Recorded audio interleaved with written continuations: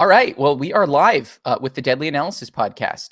Tonight, we are going to be discussing the sequel to Patrick Bryce and Mark Duplass's 2014 mumblecore masterpiece, Creep. So tonight is all about Creep 2. So we've moved on from the original, and tonight we're going to talk about the sequel that came out actually earlier this year, about a month or two ago. So we've essentially gone from peach fuzz to like straight full beard. So like the first like peach fuzz full beard at this point. And what we're going to do tonight is bring out our inner trichotillomania and pick apart that beard just piece by piece. We're going to talk about the movie, pick it apart piece by piece. We want to analyze the sequel, talk about its similarities and its differences with the original Creep. And ultimately, the goal of this podcast tonight, really at the end of the day, is just to pay homage to Mark Duplass's penis. It's the only reason we exist. It's why we're here tonight. That's our goal tonight. Okay. So if you've seen both of these films, I'm hoping this will be somewhat of a fun exploration tonight. There's a very different type of tension in Creep 2, I think, than in the original Creep. And so I'm excited to explore why it's different, aside from Mark Duplass's penis, which is maybe 30% of the excitement, 50%. So the premise of Creep 2 is actually pretty simple. Sarah, a struggling YouTuber, which, of course, a few of us on this podcast know what that's like, right? Sarah, played by Desiree Akavan, has a YouTube series called Strange Encounters, where she documents essentially the weirder side of Craigslist, the people that are lonely and just need someone to talk to. And so she stumbles upon the listing of our antagonist, Mark Duplass, who asks her to document essentially his internal exploration as a serial killer who's hit somewhat of a midlife crisis, right? His kills don't seem to be doing it for him anymore. The thrill is gone, as it were. And so he wants to put on sort of the best finale possible for her show and use her show as a kind of catalyst to explore his existential crisis, so to speak. And that's essentially what Creep 2 is about in a nutshell. So I'm here tonight with Shayra, Ben, Antonio, and Jim. So pretty much all of the people who are here for the original Creep discussion. And I want to start this by getting a yes or no from everyone on the panel. I don't want to hear anything else. I just want to hear a yes or a no. Okay, here we go. Did you like Creep? Let me rephrase it. Which film did you like better, Creep or Creep 2? So it's actually not a yes or no. I'm an idiot. Did you like Creep better or Creep 2? So you either have to say Creep or Creep 2. I'm going to start with Shayra. Just that's it. Creep 2. Jim. Creep 2. Ben. Creep 2. Antonio. I didn't hear you. Say it again. The original Creep. Of course. I'm gonna say Creep 2. I'm gonna say Creep. So basically, we're all going to just hodgepodge onto Antonio. Like Antonio is gonna have to take all of us on top of him tonight. So yeah.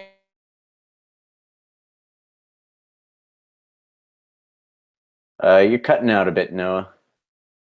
You disappeared. Yeah, well, okay, so I think Noah's working on his technical difficulties right now, so I guess I'll start with a little bit of why I liked Creep 2 a little more than Creep, unless Noah wants to jump back in at any point here. The reasons I like Creep 2 a little bit better is because I think you can't see Creep 2 without seeing Creep. I think that it is a hard sequel. You have to know what's going on in the original Creep, and you have to see all of Aaron's methods and all of his usual tricks in order to understand how his usual tricks don't work on Sarah. So in that sense, Creep 2 is incredibly dependent upon Creep, but I did end up leaving Creep 2 a lot more fulfilled. I was much more compelled by Creep 2 than Creep. And the reason for that, I think, is there were moments in the original Creep in which Patrick Bryce's character was so... I couldn't identify with him because he was making choices that seemed to fit the script rather than choices that a logical, rational human being would make. There were times when I think a logical, rational human being would just be like, fuck you, dude, I'm going home. And that the story would then end there. Of course it can't, because, then we don't get to see him get an axe through his head. In this case, there's a moment in this film when Sarah is on in the bathroom and she's recording herself, and she says, all of my red flags have gone up, but I'm still gonna do this. And I also think that there were moments when Aaron tried some of his old bullshit on her and it didn't work. So it felt like this was more of an even match. It felt like anything could happen. Whereas in the original Creep, I was rather certain that Patrick Brice was going to die by the end of the film. But in this film, I didn't know what was going to happen. And it seemed as though these two were more evenly matched than Aaron and the Patrick Brice character from the original one. And that's one of the reasons why I found it to be much more compelling and much more suspenseful, because it was, as I said, the evenness of the match between the two wits was what compelled me the most. Yeah, and if you'll recall, that was our original one of our original complaints in the original Creep discussion we had, was that Patrick Brice didn't seem to match Mark Duplass in a way that was sufficient cinematically, and then also as a character, right? Because I remember Antonio specifically actually talking a lot about, like, there were so many scenes that Patrick Brice should have left. Like Aaron should have just gotten out of there. Any rational, like 90% of rational people would have left at certain points that are early on in the film. And this film fixed that to a certain extent to me. It incentivized the protagonists to stay with the idea that they're desperate for YouTube views, which I thought was great. It sort of, the film took the weaknesses of the first one and addressed them. Maybe it didn't address them sufficiently. I'll be curious to see what Antonio's criticisms are, but to me, it addressed them sufficiently. But it thought about him at least. There's literally, as Jim was pointing out, a scene where Sarah looks at her camera and says, "Your red flags are up." Well, like, if you go back and watch our first analysis of Creep, the word we used all over that entire analysis was red flags. Like Joseph, Aaron's red flag should have been up here. Aaron's red flag should have been up here, right? And you actually have a character at this point saying, I get it. I'm there. They're there. I see them. But it's an incentive to keep going, those red flags, right? Which I thought was a brilliant way to address an issue that was that inherent in the first one. Also, the acting. I love you, Patrick Brice. You ever watch this? You're great. You're a great director. The acting in this one with Sarah, who's also a director, from my understanding herself, was I think a little better match for Mark Duplass. I felt like Aaron in the first film just was kind of a yes man, no man, sort of very linear character, didn't have much to him, where Sarah was a little more involved character, a little more complex, and was able to kind of keep up with Mark Duplass in terms of acting. So I like the fact that it incentivized the protagonist in a way that we kind of critiqued the first film as not having. And the acting was a little better. I mean, I dug that. So initially, I want to agree with Jim and maybe add a little bit onto that. I for those reasons, I thought Creep 2 is better than Creep 1. What about Shayra or Ben? What did you guys think? I thought this was an excellent rom-com. I really hope they do end up together at the end. Like, I know we got a little bit cut off, but I so ship them. I think they're so great together, and I love this couple. Like, they are so great. And my daughter and I, we were watching, and we were like, oh, they're gonna smash. And I didn't know it involved a shovel, but that was exciting twist to it. But I really do ship these people. There was so much comedy involved in this, and this goes in line with what I've been trying to say for a while throughout all of our analysis. Comedy and horror seem to have this magic marriage, and so many comedians do horror so fucking well. Like, it's so beautiful when a comedian tries to do horror. So this is what happens when comedians do horror, and when they do it right, and when they do it perfect. And the great thing I found out about this film was that what's the actress's name? Danielle? It's Desiree. Yeah, Desiree. Okay, I know it started with a D. Desiree Ackerman. Desiree, apparently, she added a lot to this film. I mean, obviously they had some stuff that they had planned out, but there were times where she was like, why would my character do that? My character would do this, and adds that element. So there's so many times where I'm watching the movie, and I'm like, oh my god, he said you have 24 hours. Oh my god, the blender. Oh my god, this. And she mentions it. Like, she reads my mind, and I love that about this film. They know what they're calling out to, and they're like, yeah, I know what you're thinking, and I'm gonna fuck with you because you're thinking it. And it's like, oh fuck, you're in my head. I love it. And it was a mind fuck, a great rom-com, and I really hope they end up being like murderous couple together. Like, I don't know if it'll end that way, but that's my hope. I was wondering what Creep 3 would be, but that's a pretty good idea. Go ahead. I was going to say that may end up being the case, but sort of in a weird, twisted way.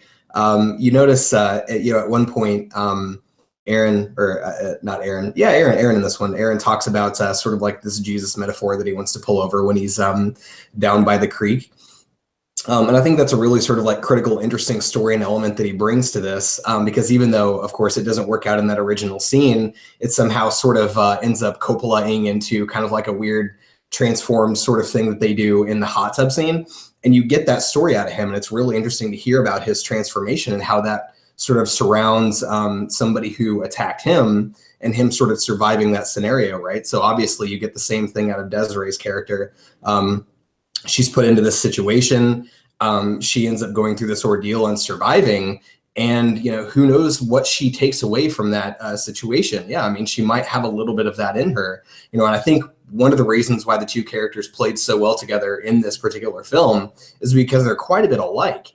If you notice, like the similarities between them, of course, they're both trying to capture something very special on film. And the entire time, Sarah, she's trying to get a rise out of him. She's doing things purposely to sort of like antagonize and get reactions out of Aaron. And so like you see kind of like that same kind of thought process and similarity, just between them. They do a lot of the same kinds of things. So who knows, right? Like if she is put in this sort of stressful situation and given this sort of rebirth, she might come out of that with a renewed interest and a new passion in some other sort of area, right? I think it would be really cool to see Creep 3 that follows up on that.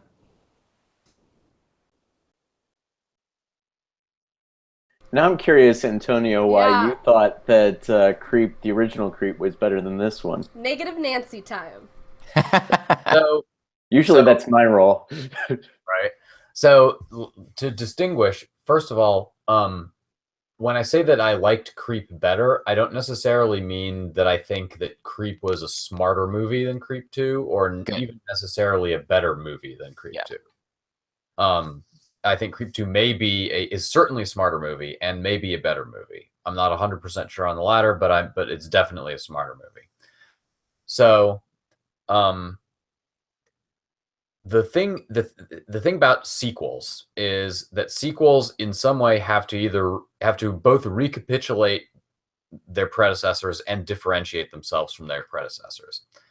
And so the usual way that they do so is by trying to do what their predecessors did or emulate significant elements of what their predecessors did, but on a bigger scale, a bigger jump.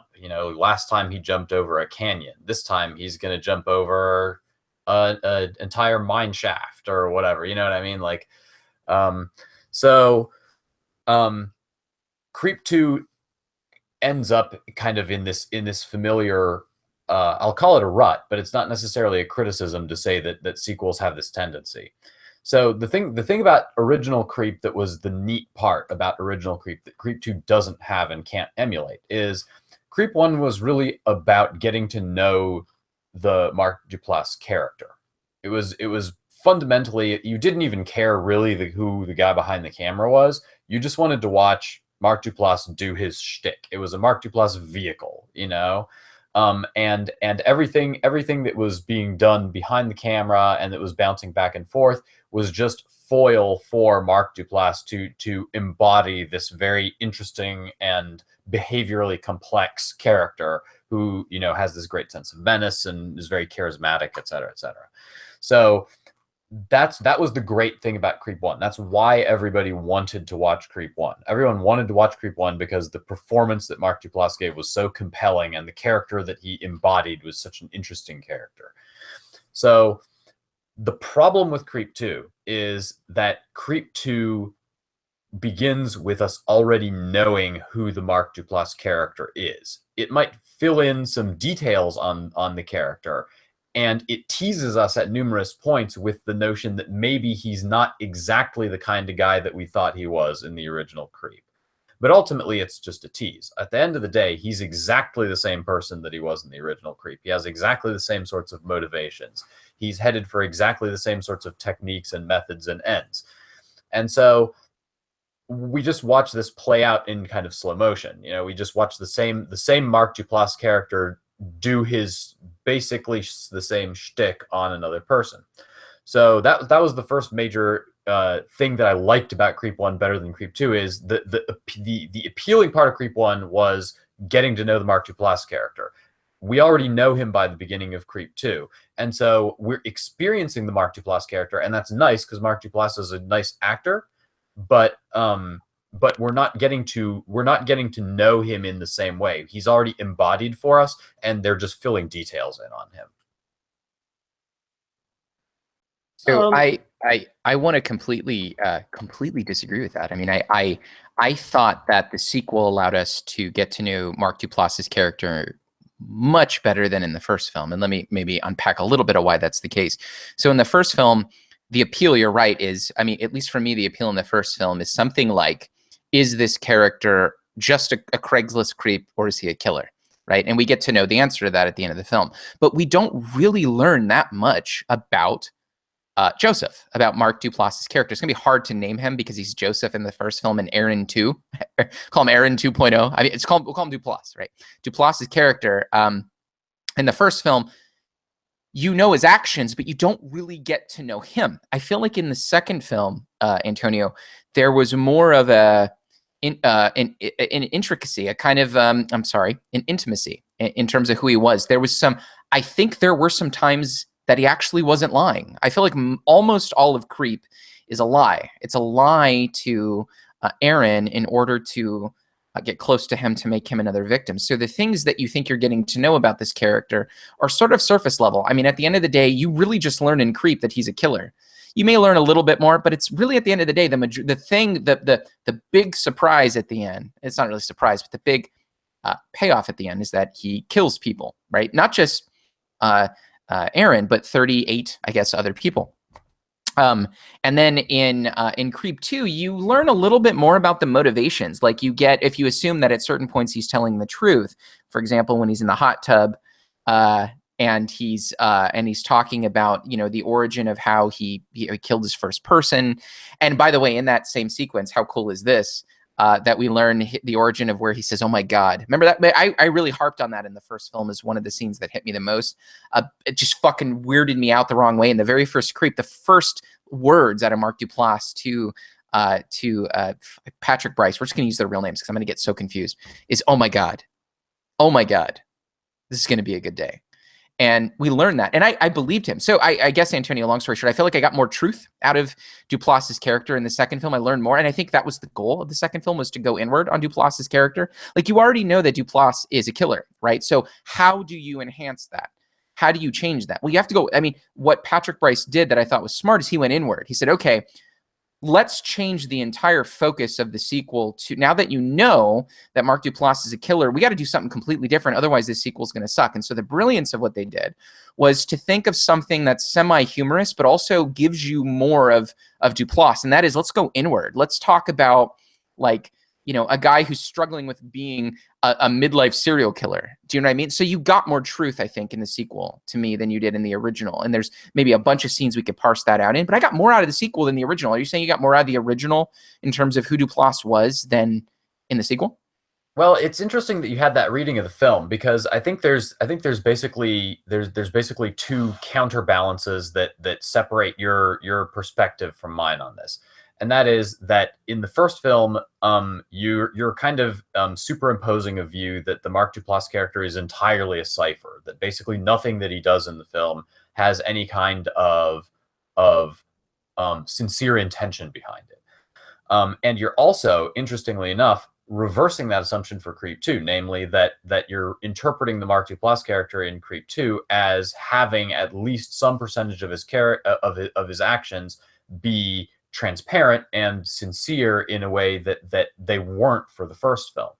And I don't actually share either of those assumptions for the Mark Duplass character, which is why I read Creep and Creep 2 very differently than you did. In Creep 1, I read the Mark Duplass character as being okay. So in order to contextualize this, in DC Comics, the character of the Joker has all kinds of interesting stuff that's been written about his origin story, and one of the interesting sort of facets to the Joker origin story is that in some canons, every time that he's asked, he tells a slightly different version of the origin story.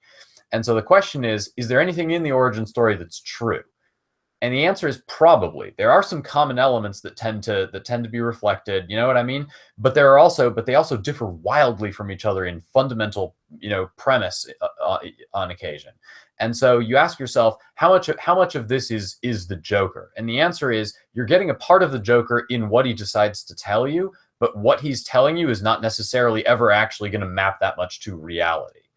And so that's my reading of the Mark Duplass character front to back, like completely throughout both movies. So you're getting some of what he really is throughout all of Creep. You're just getting it because he can't help himself. It's his nature for some of who he is to bleed over, and he can't resist it. And that's why you get all these red flags leading up to the murder. And in Creep 2, likewise, I think some of what he's saying is probably true, but I also think that it's all, again, in this completely self-serving paradigm where he kind of believes it all himself, but he tells you repeatedly that he's a pathological liar who just makes almost everything up. And so I think there's good reason to believe that his account is not necessarily factual, even if he's delivering it sincerely. And that's the nature of a lot of pathological liars, is they will lie believing what they're telling you, while also intellectually knowing that it's not true. Do you think that there was... Oh, go ahead, Ben. I'm sorry. I was going to say, I really agree with that. And I think it was really hard to try and parse out what was true and what wasn't in the original Creep. But there is one fundamental difference, I think, in Creep 2, and at least one reference point that we can kind of hold on to. And that's that original scene when you have a little bit of Mark Duplass's character when he's not on. You know what I mean? It's like he does that first kill, which is fantastic, by the way. Just an amazing opening scene, just incredible. But you actually do see his disappointment and his lack of enjoyment out of that kill, and it really does seem like he's genuinely missing something. There doesn't seem to be a driving factor there. And so when he does go into that and sort of elaborate on that in his conversations with Sarah, I think there's a reason to believe at least some of that has the one maybe strain of truth that you can really hold on to, that he is looking for something, that he does feel a little bit lost, and kind of like maybe that he's not getting the same thing out of it that he used to get. So the one thing I think I would hold on to and say this stuff is probably going to be the truth in what he's saying. Yes, I would completely agree with that. I would also drag that back to Creep 1, and I would say that his loneliness and his desire for companionship are genuine, like as far as they go. You know what I mean? He does actually want to meet somebody and have a certain amount of intimacy with them. He also wants to kill them, like that's part of the schema, but he actually does want to meet someone, connect with them, have an intimacy with them, see an expression of their trust from them, because that's important. That's the ritualistic element to him of what he's going to do, is he wants to do it to someone who has already expressed, this kind of trust in him and this kind of confidence, and as he points out in Creep 2, and has kind of deserved it, like has also set himself up to be too trusting in some important way. Well, see, I didn't read it as necessarily a trusting thing. I think he read it as they actually don't want to live because, as he described with Aaron, he saw the axe on the stump, and he knew that was going to be the way he was going to die. He knew that was going to be the weapon used, and he still didn't run away. So he was like, I'm just doing the thing they know is going to happen, and they're happy to accept it. Like, he actually thinks that they're wanting to die. I don't think he necessarily thinks he's doing something horrible to them. I think he actually thinks that along with their intimacy and friendship, there's supposed to also be this, I'm helping you get to your end. And that is mimicked by the fact that he asks Sarah to kill him later because they've gotten so close, right? That's really interesting. And Antonio, let me ask you. Maybe this will clarify it. Did you think there was less duplicity in the second film? Wow, I'm gonna coin a phrase here tonight: Duplassian duplicity. We've coined that here tonight, folks. Did you think? Yeah, Duplassian duplicity. Do you feel like there was more of that, or like did you feel like there was less of that in the second film? Do you feel like he's being more raw and more honest as a villain, as a character in the second film? I don't know. It's a good question. I think my gut level says probably he was probably you do get to see a little more of the real Mark Duplass character in the second film just because of the nature of it. You know, he sort of deliberately sets it up as a confession as a confessional sort of thing. And you know, as serial killers tend to do, there is kind of a bragging or a trophy element to it. And so there's reason to believe that at least some of this he does want the broader people to know. But you know, at the end of the day, it's as we've all I guess kind of agreed, it's really difficult to separate, you know, the truths that are true about him from the fictions that he's come to believe about himself. Yeah. And I guess that's kind of that's kind of a reflection of a human problem as well. And like I said, that's why I like the first one better, is because you're watching the whole first one to try and see if there is anything real. Like, you realize the duplicity immediately, and you're watching the whole movie to try and see if there's going to be anything more than the duplicity, or if there's any grain of truth in there. And it's all just smoke and mirrors, and that's the powerful sort of pull of the first one. And that brings up my other big criticism of Creep 2, which I didn't. The thing I liked about Creep 1 is, I don't know for the rest of you. You said something, Noah, earlier that made me think it might be otherwise. But I'm assuming that most of us went into Creep 1 with the idea that the guy was going to get killed at the end. Like, I'm assuming that it was not a surprise to really any of us that Creep 1 ended with the dude getting offed. And so the form, the conclusion is kind of a foregone thing. And so the form of it was sort of an interesting setup. So the ending was sort of foregone. There wasn't really a question of whether it was good or not, because you knew the dude was gonna get killed. It was all about the journey. You know, that was what made Creep good. The thing about Creep 2 is the ending is kind of shitty. Like, it's an okay. I understand why they wrote the ending that way, and it's clever from a certain point of view. But especially compared with the way that Creep 1 had wrapped up in a very solid kind of way. Like, it might have wrapped up unbelievably as far from a psychological perspective, but narratively, it had a good, snappy way to end. And Creep 2, like, he stabs himself, apparently actually stabs himself, and then, like, chases her down through the woods. Like, it becomes so unbelievable and strained in 30 seconds that it really drags the whole movie down. Before we have someone else, I know Ben shaking his head. I actually agree. With Antonio. My only criticism of the film was the ending. The amount that he stabs himself, the fact that he seemingly beats her to a pulp. That's what it looks like. And then she comes back, whacks him with a shovel. It looks like his head fucking flies off. I mean, one of them's out, right, forever. It's what it seemed to me. And then at the end, you know, he's seemingly stalking her again. It didn't have the same oomph as the end of Creep. The same, like, little. I mean, even when he's doing this in the middle of Creep 2, he's shh, Sarah, shh. That did more for me than the end of Creep 2. Do you know what I mean? It had more power in it. Just the ending of Creep 1 was so much more, I don't know, creepy. Creep 2 strained my ability to believe that was happening. I would have actually loved for them to just died in the grave. Like, if it would have ended with them, you know what I mean, dying in the grave together, I would have been like, Juliet. That would have been, I would have. Yeah, there are about 4 points in that ending where you could have just cut to black credits, and it would have been about 30 times better than it actually went. But the thing is, it's meant to be a trilogy, and and here's the thing: we have to remember this is a horror movie. In horror movies, the killer never fucking dies. And also, stomach wounds, if you know where to hit, are not going to kill you. And I think he knew where he was hitting.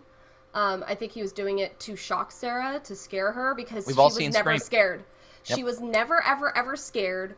And he wanted to scare her. And here's the thing, when it comes to stomach wounds, weird thing I know, if you hit certain areas, yeah, the stomach acid could come out and slowly erode certain things, but you have, you know, a good 6, 7, 8 hours before it's going to really start to fuck you up. It's going to be about the blood coming out that's going to be the problem.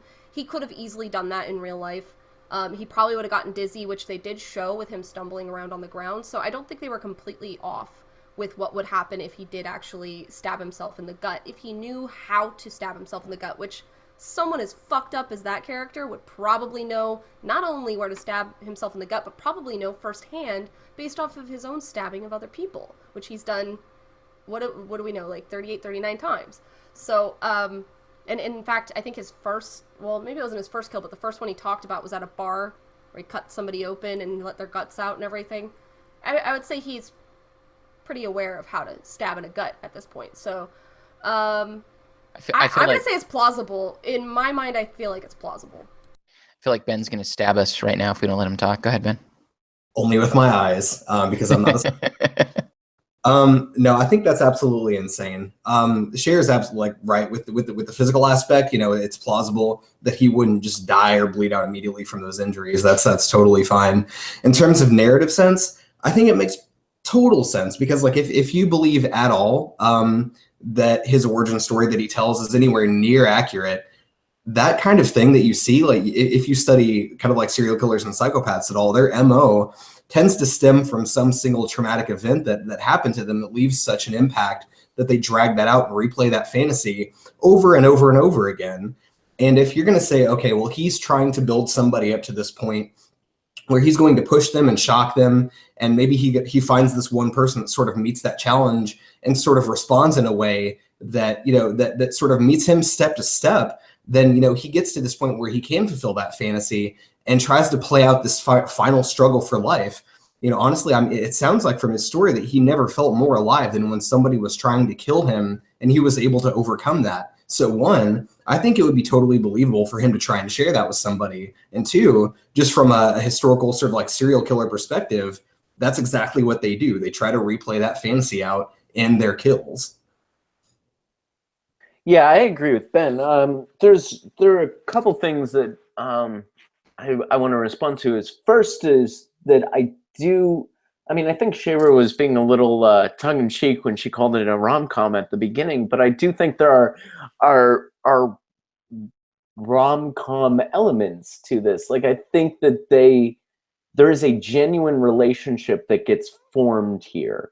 And I think that I think there's far less duplicity in Creep 2 than there is in Creep. I think you actually get to know the Mark Duplass character. And I think there are I can go back and watch Creep and say, probably none of that actually happened. But I can go back and watch Creep 2 and say, I think that, especially the story with the guy and the strangling at the end, like that, I think that probably did happen. And I think there are a few other things that probably are factual truth. And vis-a-vis the ending, I agree with Ben. I don't think the ending ruins the film or makes it 40 times better, worse, whatever. I think the ending, I would have liked to see the struggle between Sarah and Duplass on camera. I wish that they hadn't just done that all in the woods and we just hear her grunts. But aside from that, I really liked the ending. And I really liked the sequel tease that happens at the end. So I think I'm basically picking up what Ben's laying down and saying that the end really did work for me, because if you read this as a genuine connection that got formed, then the end makes a lot more sense. But if you read this as I think you're reading in Antonio, where this is that the action of Creep 2 is just as duplicitous as the action of Creep 1, then I certainly understand your complaints. Well, another thing to note about the ending is that it kind of tries to have its cake and eat it too, and vis-a-vis the some earlier scenes in the movie. So, like for example, the Mark Duplass character expresses a sort of a suicidality when he, asks to have his head cut off first and then makes an apparent attempt to hang himself. But we're later sort of told that this was duplicity, that he wasn't really exactly trying to die there. You know what I mean? That he was fairly confident that she would not decapitate him. And when he hanged himself, he had a harness on, or he at least told her that later that he had a harness on. And I don't think we have a reason to doubt that. I think he probably did. So he fake hanged himself. And so what this suggests is that his suicidality is an act, right? And so in keeping in line with this, what you would expect at the final scene is that when he stabs himself or whatever, it turns out to be ketchup or something like that. You know what I mean? Like, it turns out that he didn't actually stab himself after all, and he was just waiting for her to come check it out and then pounce on her. But the problem is that the movie actually wants us to have the Mark Duplass character be somewhat really suicidal, and so he has to actually stab her. But then he also has to get the upper hand in order for the narrative to work out in the way that they also want it to work out. So it kind of heavily telegraphs this element, this duplicitous aspect to his suicidal element for a significant part of the movie, where such that we think that such that it makes us think that he's just going to pull one big gag here, and then it actually turns out that he does kill himself, just like we would have thought if he were being honest. And so it's sort of a schizophrenic design decision that kind of unsuccessfully splits the baby and leads to this kind of weird ending that we end up with, where he mutilates himself and then he stabs her to death, and then we have two people who really should have been, we assume that this dude, if he really was trying to kill himself and not simply wound himself, that he probably would do the job right given his track record. And similarly, when he's killing her, you'd think that he would do his job right given his track record. And so the fact that we end up with two people who should be dead and neither of them are even look like they have a scratch on them in the after we get the cut, that it stretches the credulity of the movie considerably, which was of course one of the problems with the original movie, was precisely that it takes a couple of these really logical leaps that kind of stretch your ability to stick with it. I'm curious, Antonio, how you look at the fact that when he stabs himself, seemingly kills Sarah, throws her into the pit, and then lies there. I think there's no event that precedes what happens next. He basically comes up and says, "Nope, not today." And that seems kind of like in line with maybe what you're saying, his, we're going to coin this, fuck it, duplicity. His duplicity throughout the film, that it's nope, it goes against that, that sort of suicide emphasis, that he actually kind of got what he wanted, right? And maybe I missed this. I mean, I feel like she fought a little bit, but he rocked her world, threw her in the grave, stabbed himself. He could have just stayed there for an hour, bled out, died. But he stopped. He got up and he's like, "No, I'm good. Not today. Just kidding, Sarah."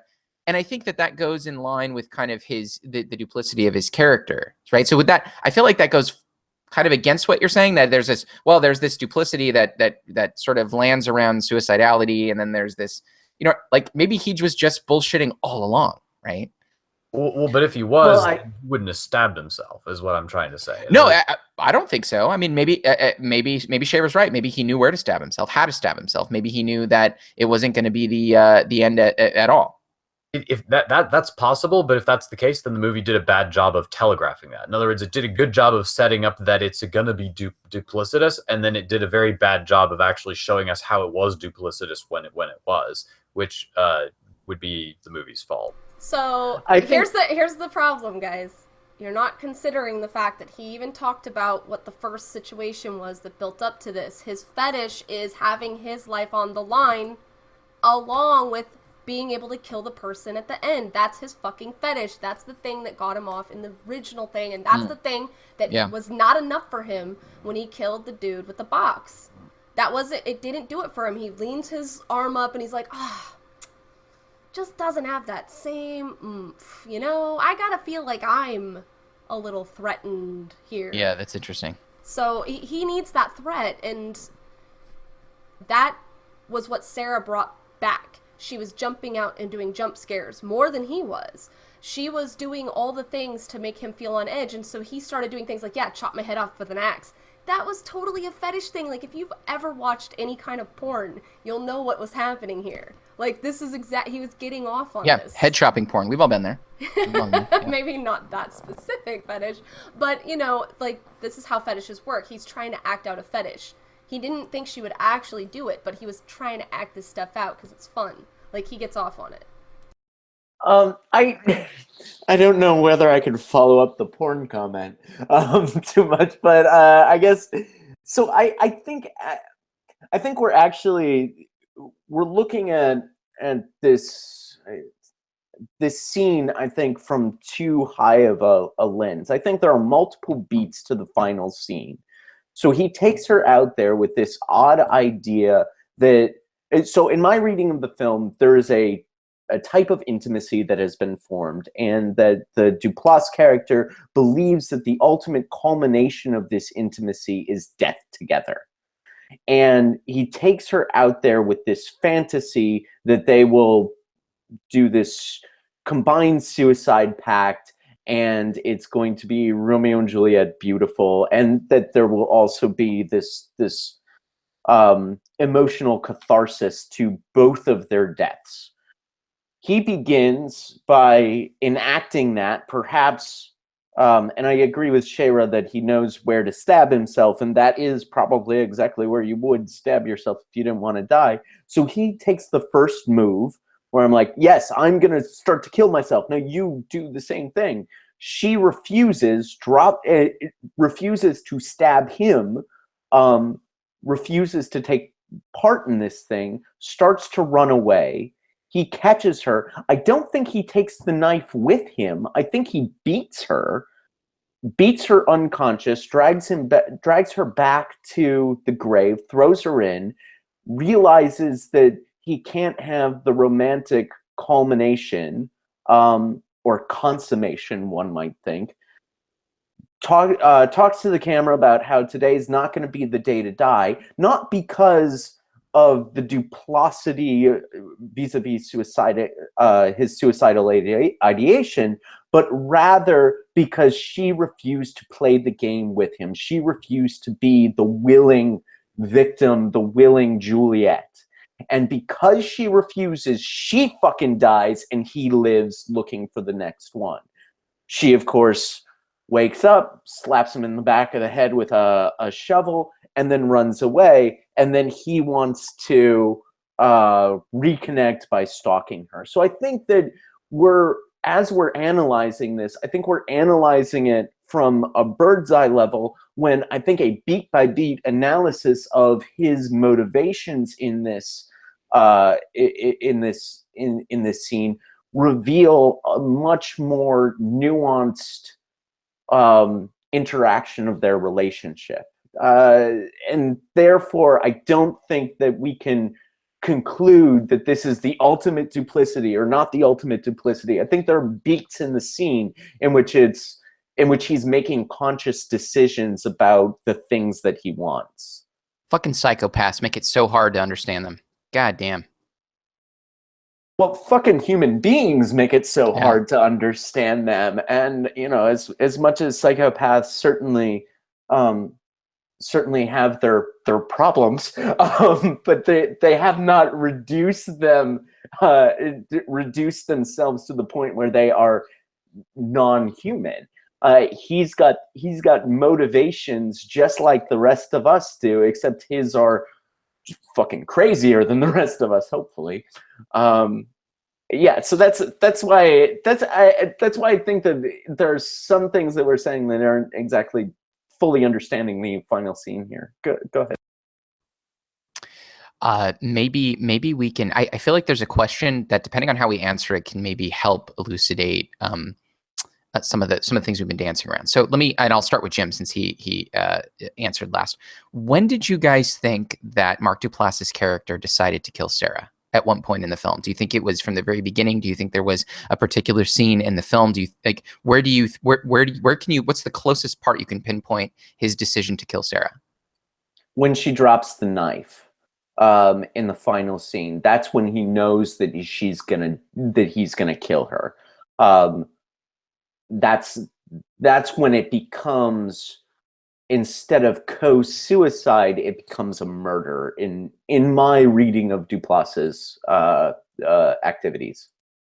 I think it's as soon as he says that he's a serial killer and she doesn't walk out of the room. Yeah, I think he changed his mind multiple times throughout the film, and I think it's pretty obvious when he did. It's pretty obvious that he kept on like, oh, I'm gonna kill her. Oh, you're interesting. And kind of cat and mouse. Oh, I'm gonna kill you. Oh, you're gonna do that. Like, he kept adjusting, and you could see him adjusting. And the thing is, he actually talks about this when he talks about the journalist and the murderer. He's calling her out because he's believing that she's not the one who's truthful. She's the one who's what is the word you guys are saying now? Duplicitous. Duplicitous. But like, he sees them as the ones who are lying. And here's the thing: maybe I'm a psychopath. This is entirely possible at this point. I actually understand his perspective more than the Aaron or Sarah. He sees them as the one that are two-faced. They're coming into a situation where they should obviously be saying, fuck this shit, you're a fucking psycho, what the fuck is wrong with you? And instead they're like, oh yeah, this is fine, this is great. Yeah, I'm totally fine with this. You're a fucking lying sack of shit. And he's like, what the fuck are you up to, you piece of shit? They're the liars. Yeah, that's true, because he says something like, look, I've always, no matter what, I've always been truth. I always tell the truth. Right, something like that. Like, I don't lie, or something. Or no, it wasn't I don't lie. I'm always truthful. Like with he says something like that, right? So he at least he likes to think that he values it. I never lie. Never lie. Yeah. He does spread the truth out, and he's okay with that. There's some truth to everything he does, and that's what he tries to paint himself as. That's why he's actually better than them. That's why they're all pieces of shit, because they actually are straight up lying. And it's that whole nice guy act. You know, you hear these guys that are like, I'm the nice guy. No, you're not.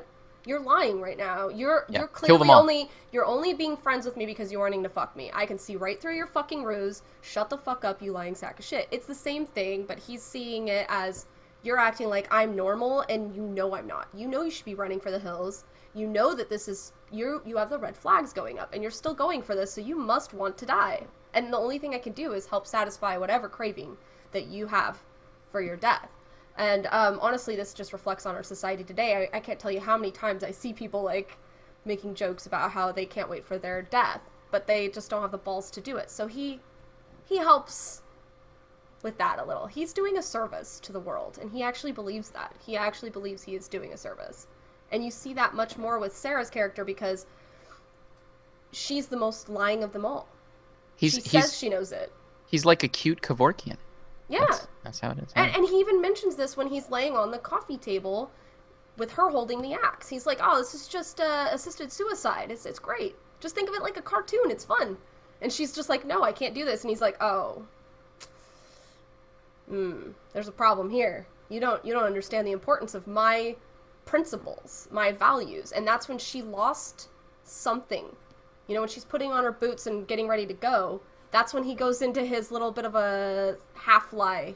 So you think he kind of jumps back and forth throughout the film? Okay. But it officially kicks in when she's putting on the boots. He knew at that point she wasn't quite on the level with him. Yeah. Because he starts getting lying a little bit. He's like, oh, I'm not really a killer, right? They're having that whole conversation where he ends up saying that he's not actually a killer. So yeah, it's that's the obvious point where she turned back into our original OG Patrick Bryce Aaron. What about you, Ben? When do you think that it was gonna go down?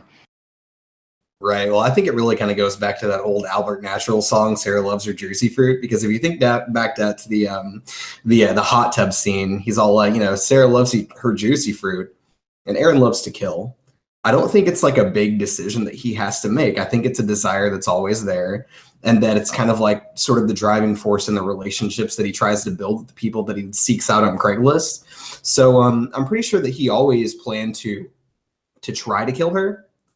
But I think the plan really comes down to a struggle. And so it's not really like, man, I'm going to murder this person. It's that I'm going to engage in this fight with this individual, or this conflict that is probably going to end in their death. But it really just ties back into that fetish thing, right? So I don't think there was any point during the course of the film where he was like, no, this person is going to live and I'm not going to attack her. I'm not going to continue playing this game. I think it was always there. Before I give my answer, I want to I mean, we all have vastly different answers, and I think that's a testament to how well this was written, maybe, or acted. I think that we're all on very different pages about when the duplicity of this character. I'm just going to use that all night. Like we're all kind of saying different things. I mean, I want to agree with Ben. I'm somewhere in between Ben and Shara. I mean, I want to say there were times where maybe I could see Duplass kind of going both ways, but I think the scene that did it is when Sarah got close to him, got intimate with him, and he said, leave, Sarah. I actually believed him when he said, look, take your money and go, leave. This is going to be a bad night. Go. I think if Sarah would have just ran her ass out of there, he would have let her go. I bought that. But again, go back to the original Creep. I was Patrick Bryce all the way to the end. I would have bought everything that Duplass. I would have died. I would have had an axe in my head. We already talked about this. That's just my personality. But I did. That was the point where I feel like up until that point, he was honest. I won't kill you in 24 hours. You're good. Because it's a tool for him, right? Like not kill. And I think his justification is adequate. It makes sense. Like killing her would be harmful for him, for his mental well-being, for him to learn to get better as a serial killer, to grow, to get through this rut that he's in. So I think there's a kind of utility to that. So I believed him when he said he wasn't going to kill her for 24 hours. And then when he hit that point, right, when he the whole Coppola thing, after that point, and he's in the tub and Sarah Loves Her Juicy Fruit comes on. That's the turning point for me. I feel like when she got in the tub, put her arms around him, he got close to her. And I think that put a target on her back, getting close to her like that. It was that kind of intimacy that made it a little more tricky, What's really interesting was the scene where where they're playing pool. I think it's right after that. And he says, well, I wouldn't kill you, be counterproductive. And she said, well, you wouldn't kill me for 24 hours. She clarifies. And he says, now, why would you go say something like that? Right? What did you guys think that was about? Yeah, he actually says, now, why would you go make trouble for yourself like that? Yeah. What was that about? What did you guys think of that? Like, why would he say that? Maybe he had forgotten that he said it. And then when she mentioned it, he was like, oh, yeah, I have a loophole. Well, his MO is that he looks for the death wish in his target, and yes. And so that's where he's trying to find the death wish. That's and true. And of course, what you should have said is, I'm just being careful here. That is what you said, and you knew that's what you said. It was not carelessness that made you rephrase it the way that you did. Oh, that's fucking brilliant. That's brilliant. That makes total sense. But I actually have a question for you guys that is going to be the real serious question on all our minds right now. And that is Mark Duplass, or I guess is the Mark Duplass character, a virgin? I gotta say no. I would say no, but I will say this. It's entirely possible that all of his sexual experiences happened after facts. I don't know. I could see the character being into some necrophilia type shit, especially since he talked about laying in a grave with this dead person and how he takes in their soul. I would not be surprised if he's fucked every single one of his victims. If that came out as a part of his persona, I wouldn't be like, oh, I'm so shocked. Like, yeah, I agree with that. But of course, we do see, like, he never fucks the Patrick Bryce character, and he sort of runs away after he axes him in the head. I actually do think he is a virgin, and I think that you're asking a version of the question that I've been wanting to ask as well. Is, does Mark Duplass's character at any point throughout the course of this film fall in love with Sarah? Because I think the answer is yes. And I also think that this is the first time that he's had any sort of intimate personal, quote unquote, real relationship with another human being. But that's where I would fall in that. So I think you're asking the question similar to the question that's been plaguing me throughout this, is do you think that he's in love with her, or an approximation thereof? And I would say, yes, he's a virgin, and yes, this is a love type of relationship. Fucked up, but a love type relationship. I just want to throw out there, when we were watching this, I was watching it with my 14-year-old daughter and her 13-year-old guy friend, and he heard the character say the whole "I've never been kissed" thing, and he's like, "That's a line. That is a line. There's no way. That is a line. He's trying to get her to kiss him," and she does. And so, when a 13-year-old boy says that's a line, it's probably a fucking line. So I'm not buying that he never kissed a girl. I don't know about sex, but he's kissed. What do you think, Ben? Dude, I don't even know. I mean, I really think that like sex is probably tied up in this fantasy somewhere, and so even if it's not with a live person, I mean, there's been something definitely going on, you know. But I mean, the rest of it's just speculation. I have yeah. But how you answer that, I think, is important. Antonio's probably going to cash this out in a minute. I think how you answer that is important for other things in the film. I will just add really quickly before Antonio hops in that I actually think I felt more of this is going to sound strange. I felt more of like a love connection between him and Patrick Bryce's character, than I did with him and Sarah. And maybe that goes to the first film, but dude, just think of the end. The opening also of the movie has a very homoerotic undertone. Oh yeah. Oh yeah, totally. Well, the end. He's like, whatever we talked about at the end. He's like beating off to the end of his own film at the end. Yeah. Yeah.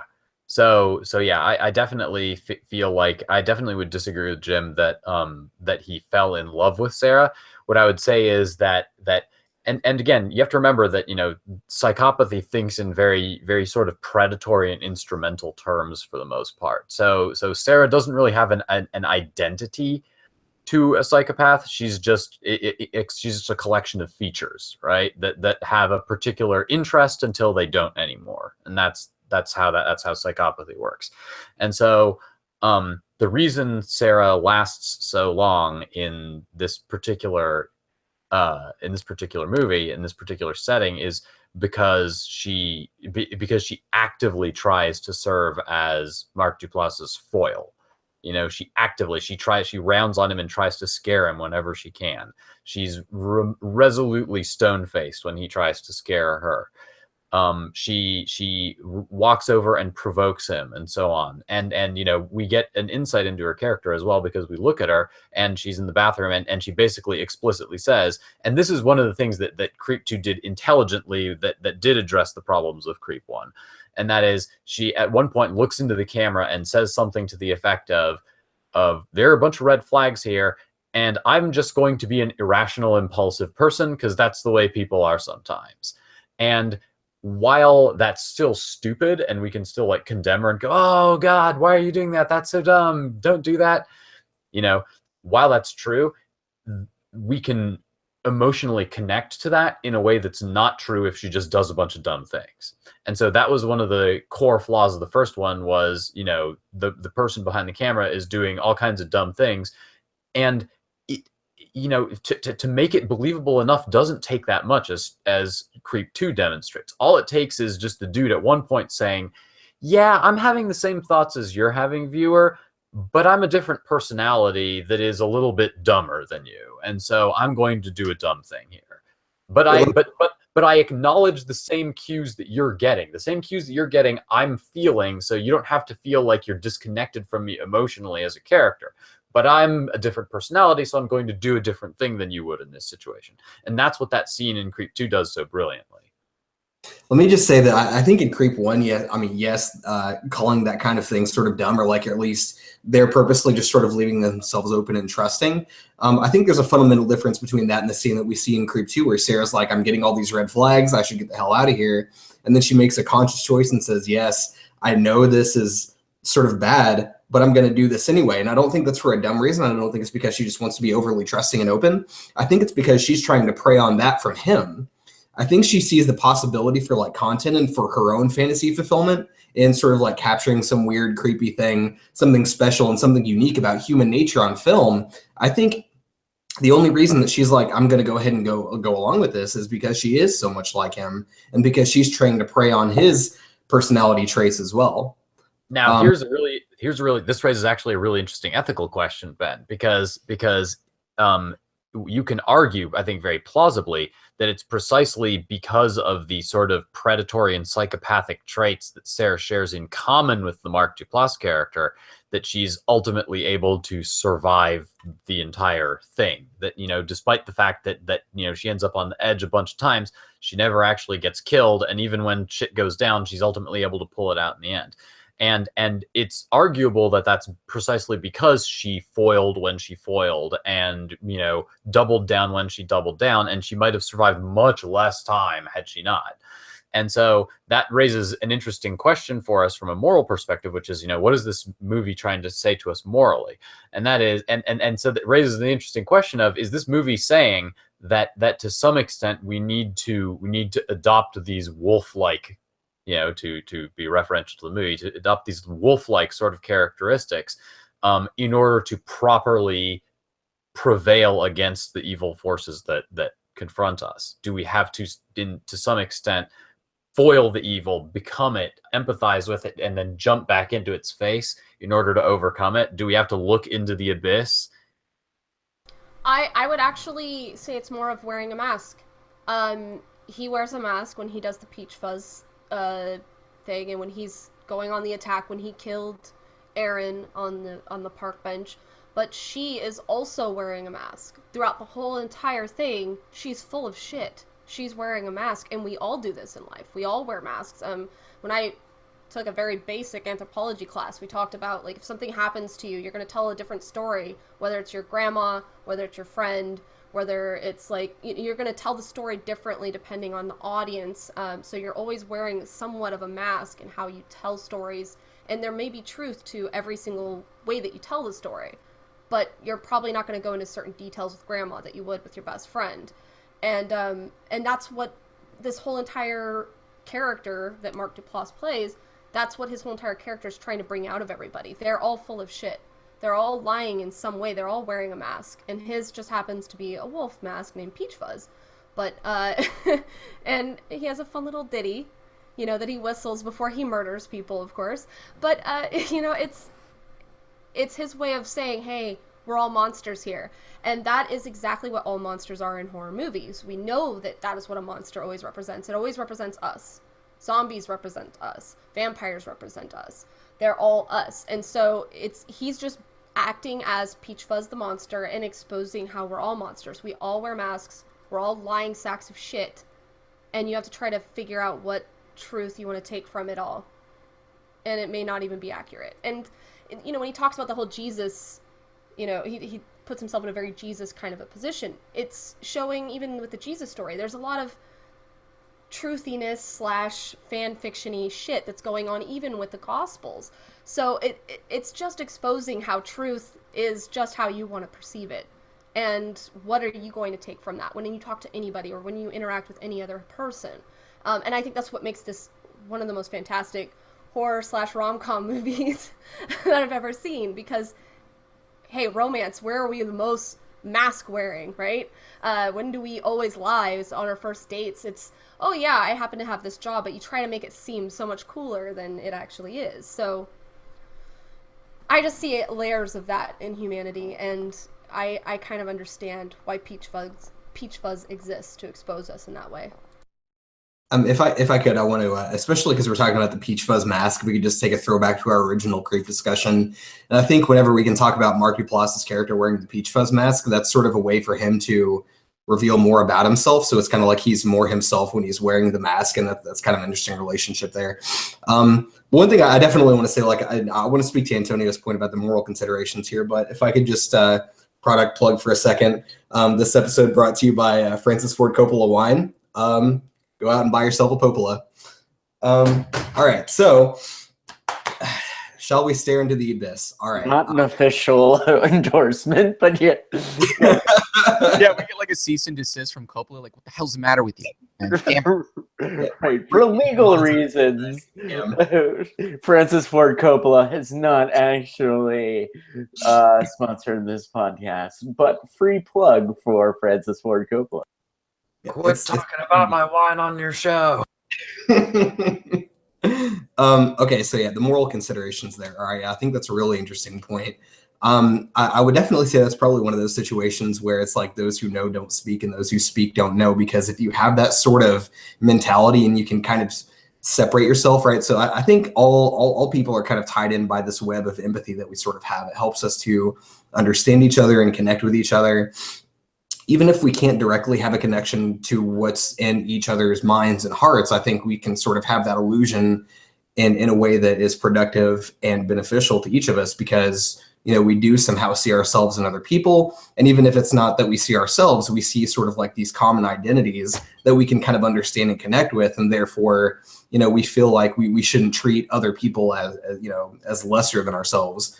And so that sort of like plays into, I think, a lot of moral systems, because I think the heart of many moral systems is to be self-sacrificing.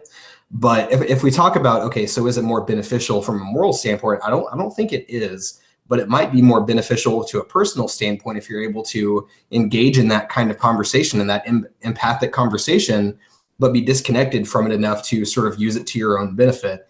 And I think I need to be really careful about this, because I'm pretty sure like some of the people from my work have started to like watch these podcasts. But yeah, man, like, I think, when you said look into the abyss, I think that's incredibly apropos, because that gets into a sort of a Nietzschean overman kind of thing, right? Because like unhinging yourself from that sort of Sclaven moral where you have to sacrifice yourself for others, I think that definitely has a lot of individual sort of selfish benefit. And I think that's why you see all of these articles and these studies where you have like these high powered sort of like CEO individuals who have psychopathic tendencies, because it does give you a sort of personal advantage. I think all three of you have hit the nail on the head, and I think you've all sort of I think you've answered Antonio's question to me. Let me kind of explain why, right? So the question is, what sort of moral is this film trying to convey? And so Shayra says, well, yeah, let's take a step back. I think it's about masks, but I think that is kind of an answer, right? Because I think what essentially the film is saying, and Ben, you may have just described this in a way that's a little more adequate than what I'm about to say, but it's almost like Sarah is the film's way of saying that when you realize you're wearing a mask, the deeper you get into that, you have this ability to empathize with everyone else who has a mask on too. It's like you're able to sort of see yourself. You're self-aware in a sense that you're staring into the abyss, but you're staring into the abyss. You're cognizant of it. It's a sort of meta step back at who you are as you're going through this process, and by that you're learning, you're empathizing. So she gets to see. I think this goes back to my original point that you actually get to see more of Duplass in this film, precisely because she pursues that mask throughout the course of this film. And I don't think you get that much in the first film. I don't think Bryce is really, I mean, we can argue maybe he's wearing a mask because he wants money and he's doing this for a film perspective, but it's really pushed in the second film, right? So I think if there's any sort of moral pushed in the film, it's not so much that that we need to dance on the extremities of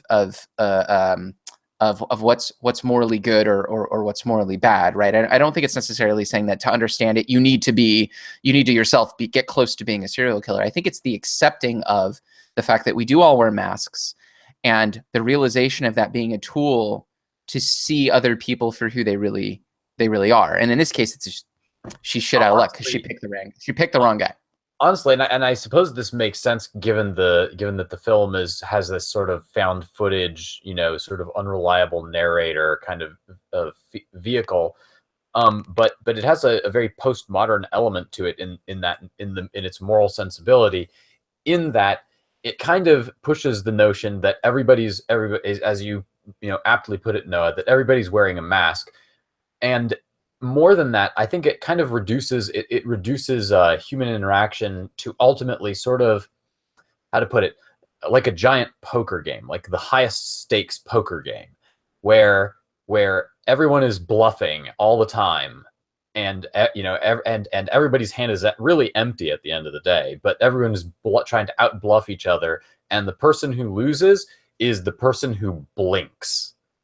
And I think that the movie emphasizes that blinking in this sort of context is bad. That the way to master the social interaction is to just keep doubling down on your mask, keep doubling down on your mask, keep doubling down on your mask until the other guy blinks first, because it's precisely, you know, when Mark Duplass is stabbing himself, it's precisely Sarah running away that ultimately gets her in some kind of trouble.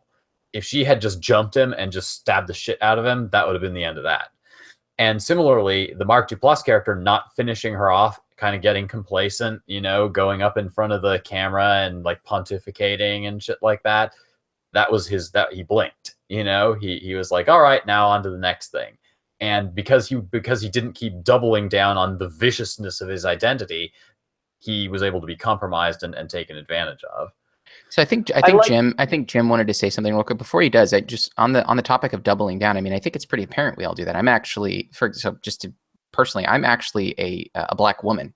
I know I look like a white man, but I've been doubling down so long that I just put on this mask of being a white male. Go ahead, Jim. I'm sorry. How do I follow up Noah's final confession? A thing that we've all known for years, but now he has finally admitted publicly. No, see, Antonio, I like so much of what you said about this film, except your interpretation implies that there was never any truth in their interactions whatsoever, and that I don't think fits with the rest of it. It certainly doesn't fit with my interpretation of the film. I don't know that I would necessarily say that there's no truth in the interactions in the film, just that it has a different notion of what truth in the interactions is. And truth in the interactions is not necessarily factuality. Truth in the interactions is sincerity and clarity of purpose and willingness to pursue that thread all as far as it goes. I think that's more the commentary that the film has on truth. Do you think there's any moments in the film in which they take down the masks? Now there we get to a question of whether the film believes that's possible. You know, to what extent is are we able to speak past our masks?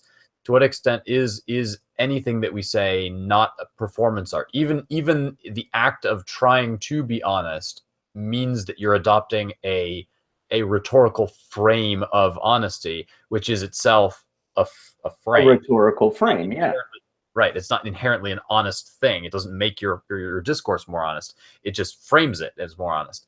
So I don't know. That's a good question. You know, I don't know if the film actually wants us to. I think the film maybe stands for the idea that we have some primal, you know, human cravings, some things that are almost wordless that underlie our masks and drive the way that they develop. But I don't know that that it takes a dualistic identity where, you know, there's something that's inside the gate and outside the gate. I don't know that the movie makes that kind of distinction. I think it's more blurry. I think that there are moments. Yeah, me too. So my moment for Mark Duplass's character is when they were in the hot tub. I think he was being very genuine in how he was reacting to her touches. I think that it was too weird to not be real. And I don't see why that would be part of his mask, because there would be nothing sexually enticing about him doing that, nor would it like pay her off in any way. He was, I think, being very genuine in how he was enjoying that intimacy, and I think that was what he needed for that moment. And I think the moment when she was being genuine, when her mask came off, was when she was crying and putting her boots on after he tried to hang himself.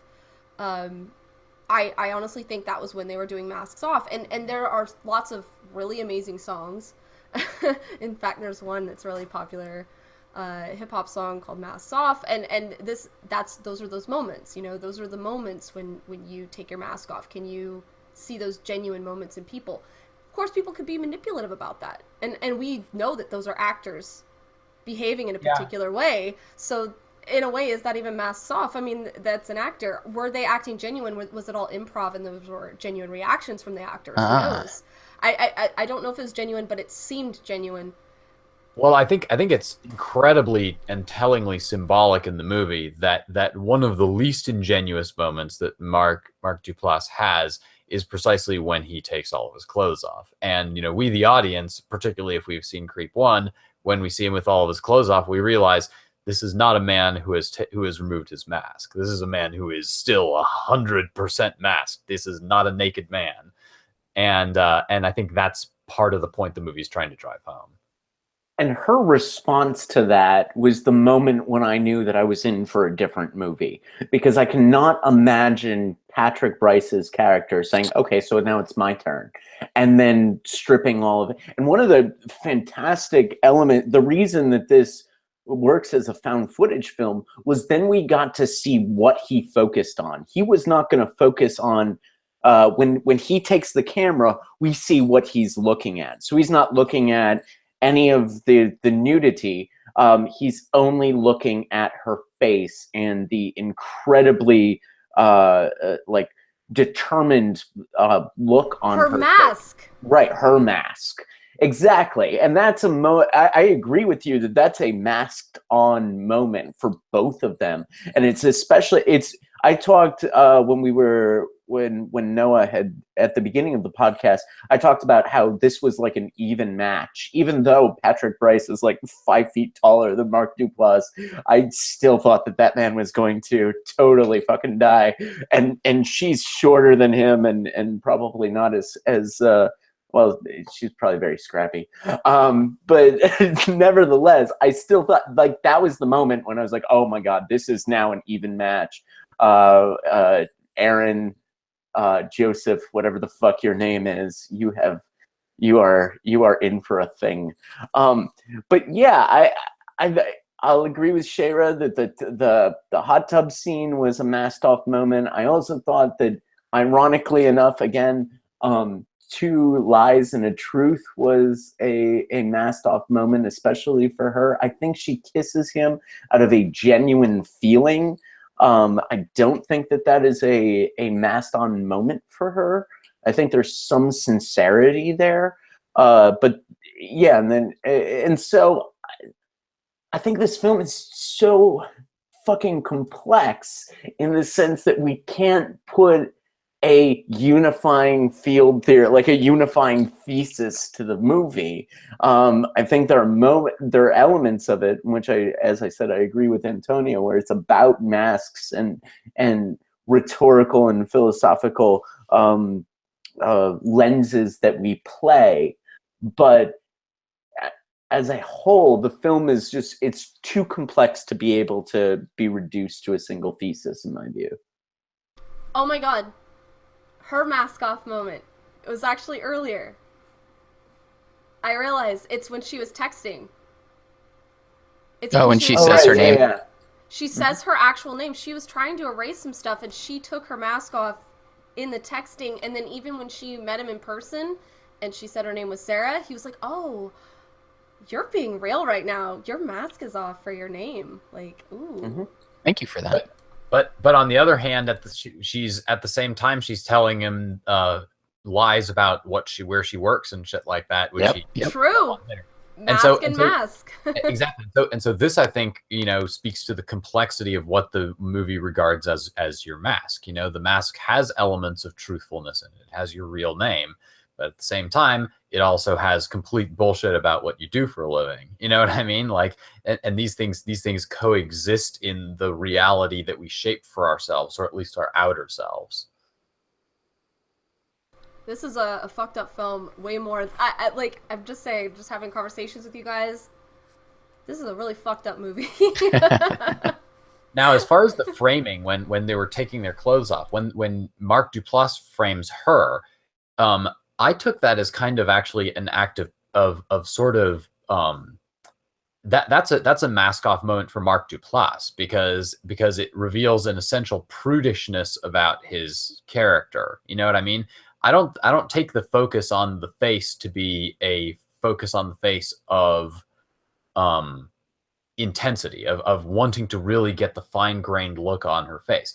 I take the focus on the face as being, I don't want there to be a gratuitous nude scene of her on this film. I want it to be about the person that I'm going to kill, not about her body. You know. Now that goes to a weird theory I have, and I don't know if it's going to be accurate, but I feel like the third part of this film is going to take all of the elements of all of the film of all of the people, which we know he has a cabinet full of all the film of all the people he's killed.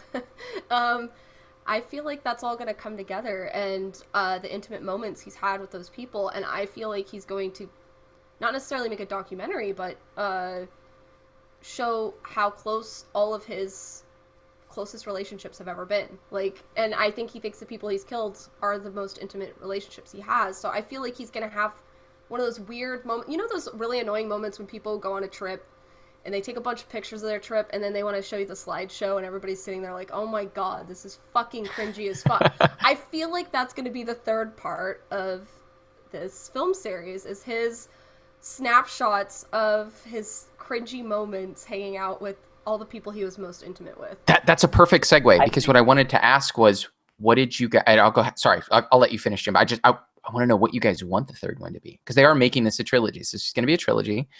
I've seen an evolution from the first film to the second film that is fantastic to me. So going from second to third, that same, is it gonna be as good? Like, what do you guys want out of the third film? If you could just 30 seconds or less, everybody, this is what I want. Pitch Creep 3. Who wants to pitch Creep 3 first? Listen up, Bryce. Listen up.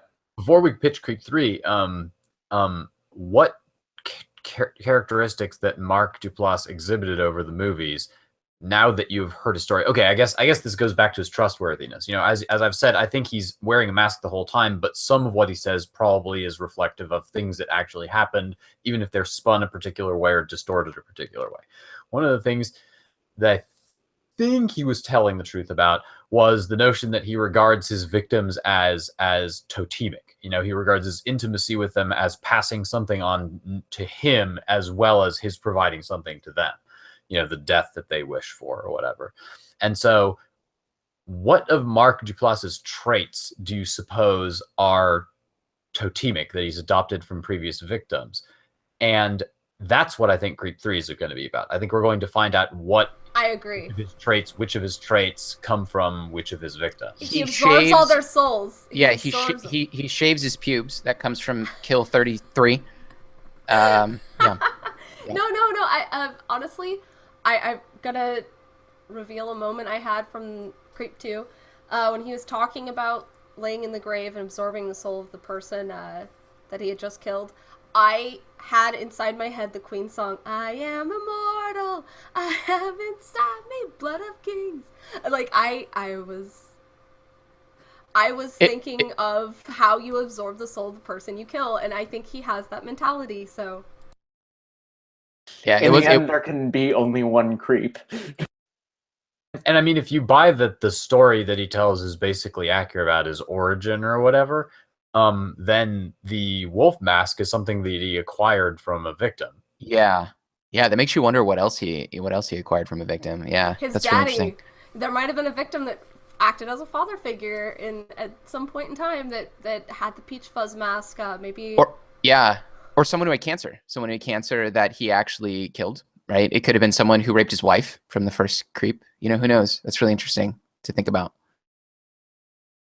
I would like, in Creep 3, and I'm surprised we haven't talked about this, that do you guys remember in the original Creep, Patrick Bryce gets a phone call, I think from Duplass's his sister. Yeah, I'd love for that to be pursued a little bit, to bring an aura of real world outside of Duplass's mind games into the scenario at some point, to get maybe a fresh perspective. It's almost like a second camera in on the scenario. You know what I mean? But is she a sister? Yeah. Oh, can't hear you, Jim. You're muted. Are you pitching Creep 3, the family intervention? I am. If it happens, you heard it here, folks. Deadly analysis. Oh my god, if it was a family intervention, they all wanted to sit down. They're like, we need to show you like how fucked up you are. And then they have all the videos they took from his cabinet, and they're like, so look at what you did to Jim here. This was not okay to do this to Jim. Why me? Wait a second. You have to be one of the guys. Yeah, like if you're casting Patrick Bryce, let me give you my phone number.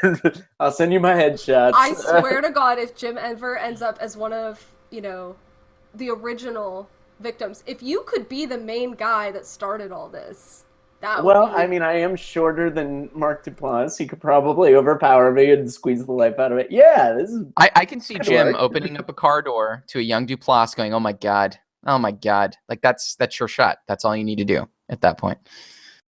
Yeah, from there I go into an Avengers movie. Yeah, for the third one, I'd like to see more of a... Yeah. Can we start every one of our shows with Noah saying, oh my God, tonight's going to be a good night. I did that to my wife when we were going out for a date. She was like, you do that again, I'll fucking kill you. That was, don't do that. Don't do that. So, does Antonio want to pitch Creep 3?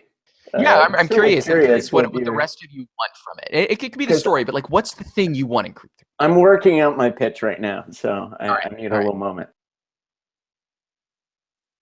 My pitch for Bryce comes to you and says, Creep 3, I'm going to build it off what you say, Antonio. What do you say to Bryce? I like the notion of working off the sister. What I would do is they catch, I don't know exactly how you'd work the story. This is very off the cuff, but the premise would be they catch Mark Duplass, and the police documentarians, with their video cameras or whatever, are following him back through, his kills or whatever.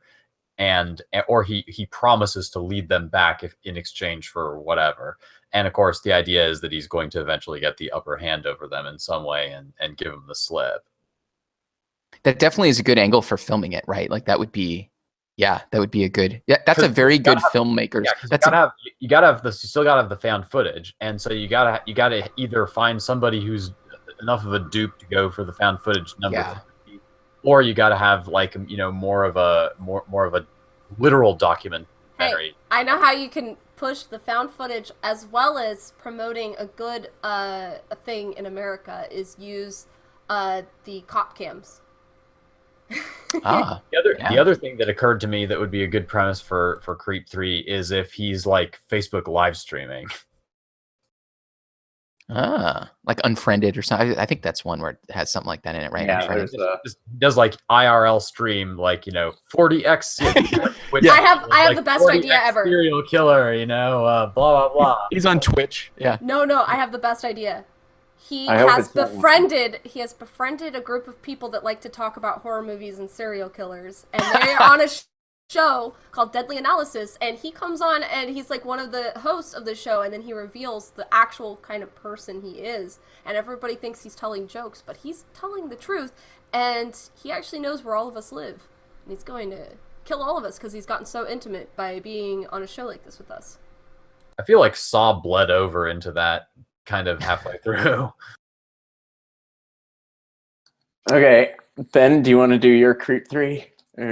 What do you want out of Creep 3, Ben? Are you sure you want this? Because it's going to be the end all be all, and this is what's actually being. Let's do it. Oh, now I really want to hear it. I got a pretty good pitch that I've been writing down here. So, all right, man. Okay. All right. So Creep 3 picks up almost immediately where Creep 2 leaves off. You see Duplass's character. He's in the subway. He's following around Sarah because obviously he's not dead. And this time he has his own camera. Maybe he utilizes like just a normal camera that he can carry around. Maybe he has a GoPro, who knows? But he's the camera holder now, and that's how they maintain the found footage. The majority of Creep 3, excuse me, is going to be comprised of him following around Sarah and hunting her down because now they've established a game. She's the one kill that he wasn't able to finish. She's the one that was able to fight him back and almost kill him and give him as close to what he can fathom as the completion of his fantasy. And so now he's totally obsessed with her. At some point throughout their struggle, they rekindle their fantasy and their relationship together because now she has absorbed a piece of him and they end up making love. No, hold on. Let me push this out a little bit further. Okay. So the very end of Creep 3, Duplass dies. So she wins and she kills him. But just like we've speculated throughout the course of this, there is a sexual component to the fantasy. And so she makes love with him after he's already dead. And the very final scene in the movie is footage of her giving birth to his son. Boom. Done. Fuck. All right, so it's so close to mine. Mine picks up a year later, and Duplass and Sarah are a couple. And they are doing, he is the camera holder. He has to be the camera holder. I think that's you can't have a non-Duplass person be the camera holder in Creep 3. I think it's the logical extension of this franchise that, I guess it's a fucking franchise, that Duplass is now the camera holder. And they are a couple. They are sort of natural born killers, except they are going after the one kill that Duplass never got, and that's his family. So it's the entire thing is Duplass and Sarah against his family. And then we have to go even deeper into Duplass's character and really find out what's real and what's not real. Because his family is the third, in another one of the pitches, we were talking about how the family is the second camera, like maybe an objective point of view. And in this case, we have to go through, we have to see the conflict between Duplass's masks and the reality of who Duplass is as a person. And throughout the course of that, Sarah, through her own sort of homicidal, is understanding her own homicidal tendencies. And by the end of the film, there's a choice when Sarah has to choose to kill either her lover or the sister, and she chooses to kill. You've got your hand. Oh no, go ahead, continue. Okay, she chooses to kill Mark Duplass. And as she's killing Mark Duplass right before, she pops in juicy fruit into her mouth. Boom. That's how it ends. Bam. Yes, and now we've actually just put this onto YouTube, which means that we have also surrendered all rights and royalties associated. Damn it. When Sarah pops the using our juicy ID. fruit, they need to get the rights to the song "Juicy Fruit." You know, where like juicy fruit. You know, the Biggie Smalls, he turned it into a rap song. But I agree 100%, but now I'm going to put this forward to all of the people that are watching this video. When we do Creep 3, when we decide to sit down and talk about Creep 3, are we going to be wearing masks or are we going to be nude? Ooh, I want to see what the comment section says, and we will be either nude or wearing masks or both. I don't know. Maybe you guys want both, but I think we should let the audience decide in the comment section. Yeah, the audience has to say like Jim nude, Sarah mask, or however, So the comments would be each person and whether they're nude or masked. But yeah. I'm game for that. I'm game for that. Whatever they decide, the commenters decide, we will do for Creep 3.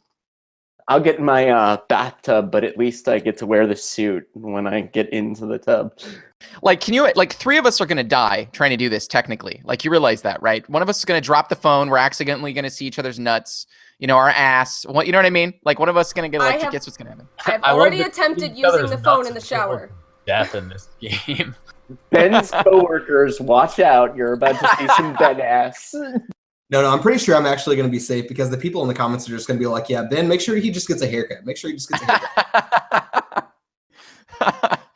Oh my God, you guys, this is like the best fucking Creep 3 ever. I feel like whatever Creep 3 is, if it does not get anywhere close to anything about what you guys have just said, I'm going to be just so disappointed. I mean, I was going to say it's so much better than mine, guys. I was going to say I don't know. I was envisioning Duplass to be like a killer robot driving instructor who goes back in time for some reason, to kill Hitler. But yours is so much better. These are all great Creep 3 storylines. I have a question for the kid. Do you think that we're gonna find out that Mark Duplass's character has mommy issues or daddy issues? Feel free to tell us what you think. Judging from what he says, ooh, that's interesting. No, I think his relationship with his parents is going to be fine. He's probably going to come from a really, really rich family. I bet his parents are dead. Him and his sister have trust funds. He's completely taken care of. So I really think his family plays into his family at all. But I definitely think he's like ultra fucking rich. I think he's going to be a rich kid. I think those houses are Airbnbs. Ooh, I think he owns them. I don't know. I get the vibe that he owns them. I don't know. I thought that the first one is established that the house was rented. Yeah, it's in point of fact it was rented. I hate to say that. Well, then again, no, Patrick Bryce was the one who said that it was rented. So, yeah, that's a reliable narrator. Airbnb is still renting. So according to the Q&A that our wonderful co-host Ben was able to get for us from the Chicago Film Festival, I think they filmed this whole thing in 6 days, like a week, less than a week, around a week, right? Is that right, Ben? I thought it was 6 days. Yeah, that's what Bryce said. Yeah, 6 days. That's actually a lot shorter than the first film. I guess the first film they did over strands of time, and they had to like make sure their haircuts were the same and their clothes were all the same. But this one they did in 6 days, which to me is incredible. I mean, from a cinematic perspective, what Bryce is really good at, I think, what Patrick Bryce is really good at doing is taking a little and making it a lot. You know what I mean? Like taking a setting and getting a really good character like Mark Duplass and just exploring the just psychopathy or human psychology, making that the horror, the tension, I guess is maybe a better way to put it. There's the appeal in both of these films is a kind of tension, a tension of violence. Something's going to happen. Again, in the first film, I think the tension was, is this person a creep or is he a killer? Right? Maybe we'll put it in that kind of way. In this one, we know he's a killer, but there's a sincerity here that gives you a little bit of a shield and makes you go, okay, well, let's pursue this. I'm good. Let's keep going. Let's keep going slowly. And there's some tension here in these films that, I don't know, man, there's something to be said for those that these are not very violent films at all.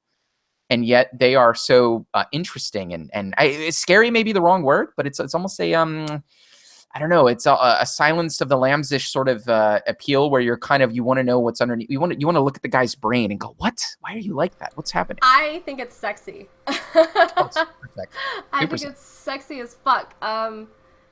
Here's my weirdo side of me coming out, and honestly, I feel like Sarah's character totally portrayed me in a lot of ways. I like the weird, I like the fucked up. When I find out people have really fucked up fetishes or things that they're into, I'm like, ooh, what more do you have to show me? Like, I get excited by the weird and the fucked up. I love going to museums where there's ridiculously strange, fucked up things to go and see, and I love the morbid and the macabre. I love anything that fucks with my head. It does something for me. So I totally felt like Sarah was a good representation of me. First off, with the fake ass mask that she was wearing. I do that all the time with weird fucked up people because I want to get into their brain more. But it's not necessarily that I'm lying. I just want to see more. Like, ooh, tell me all of your fucked up fantasies. Tell me all the fucked up things you're into. I get off on that. And I could tell she did too.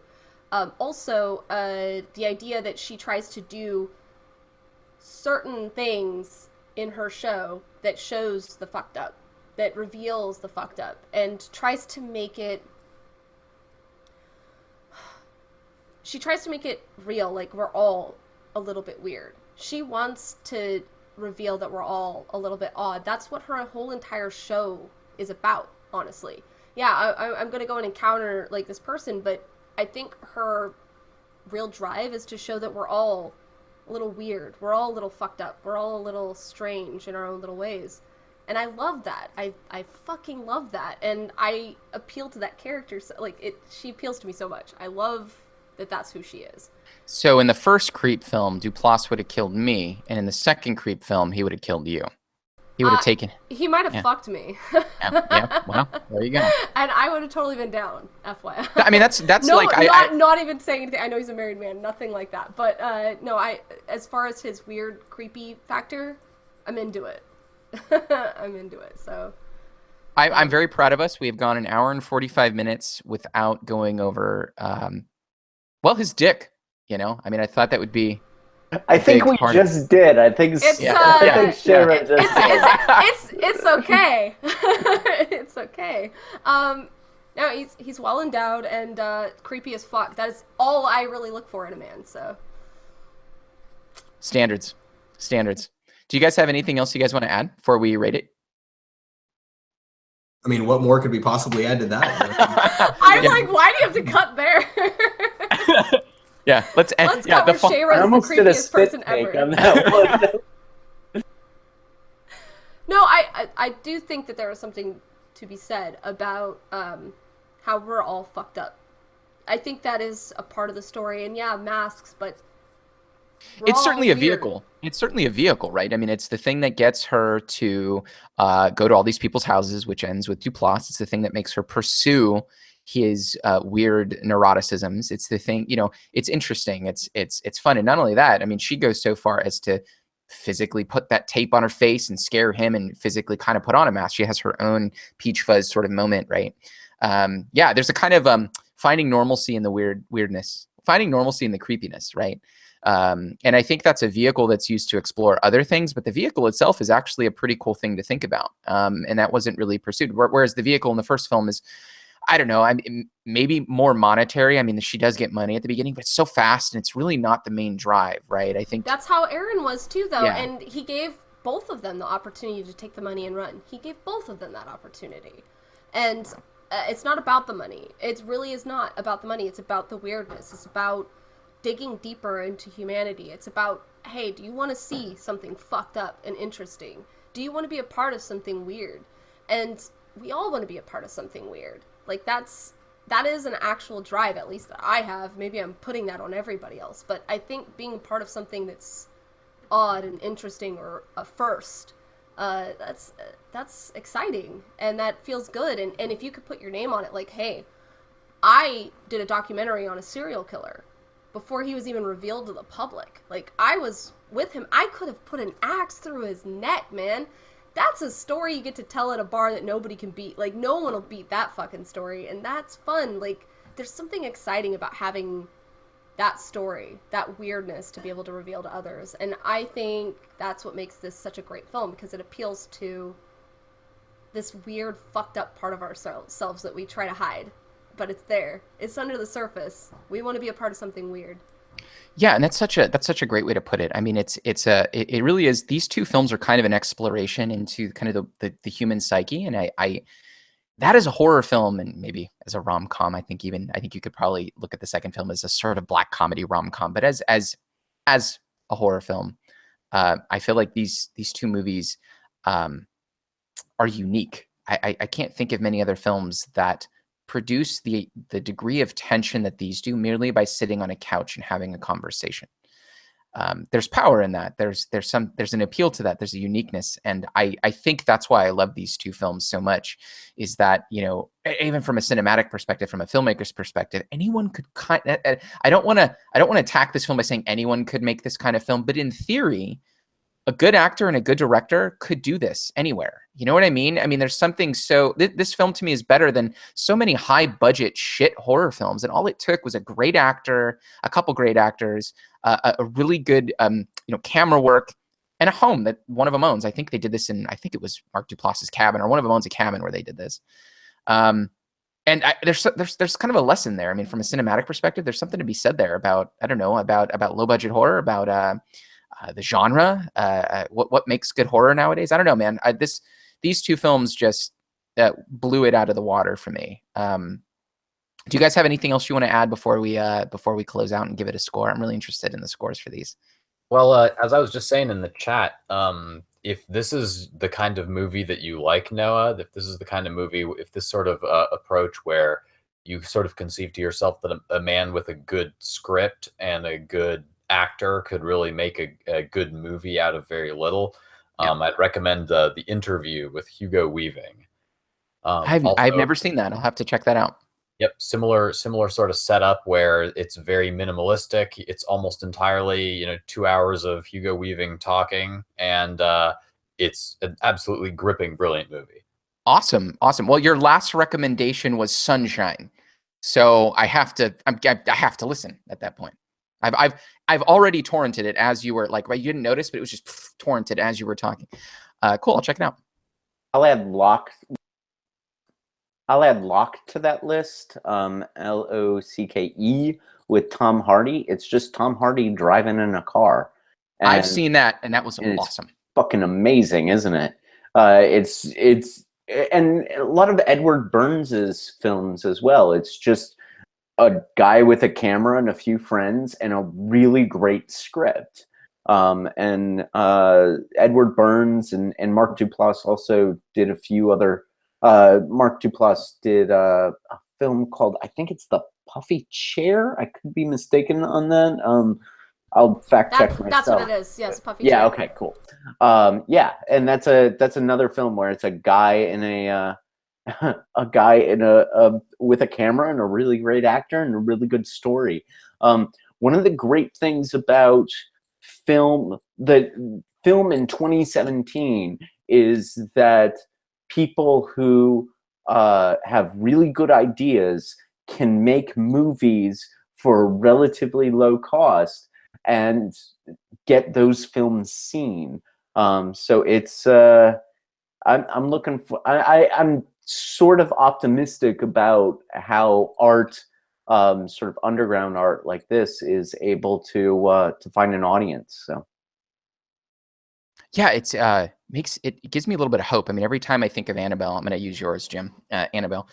Just remember Creep 2. You know, a couple guys in a cabin exploring shit. And if I remember correctly, the original Creep was never slated to be a horror film. It was just an experiment, literally an experiment. It actually started out as a black comedy.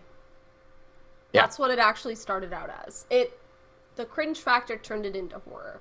And I understand why people equate cringe with horror, but it's not quite the same thing, you know? But I do understand when you are in a room with somebody who's a little fucked in the head, how you might start thinking, do I need to stab this motherfucker in a second? I don't know. What are my weapons nearby that I might need to hit this person with if they go to that place?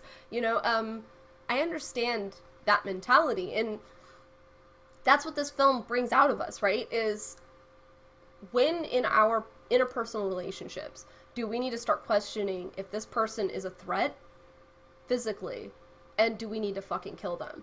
And I guess some people may never ever go to that place with anybody. I do it regularly. That explains why when you came to visit me in Dallas, you had a baseball bat at every turn.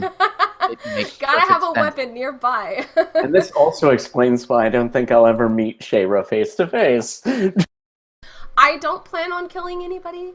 Just, I'm not planning on but if I need to, in the next 24 hours. Shayra's like, I don't plan on killing anybody. I plan on having them kill me. Yes, and if they happen to try to kill me, I might react in some kind of way. I don't know. We'll see how it plays out. I'm kind of liking all of you. You guys are. I feel really close. Do you guys all it hug? takes is. I think I need a hug.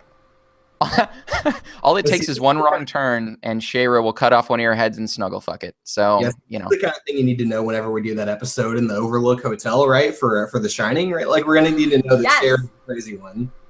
I will be the crazy person because I am the most paranoid. Honestly, I will be the perfect crazy person. But it's not that I want to kill any of you. It's just if I have to. If you get possessed by a ghost at the hotel, I might need to deal with it, and I'm not gonna sit in the cold and shiver like, you know, a pathetic piece of shit. I'm gonna hey, you're a utilitarian through and through. I gotcha. Yes. I gotcha. Well, that is good to know, and somewhat horrifying. Thank you.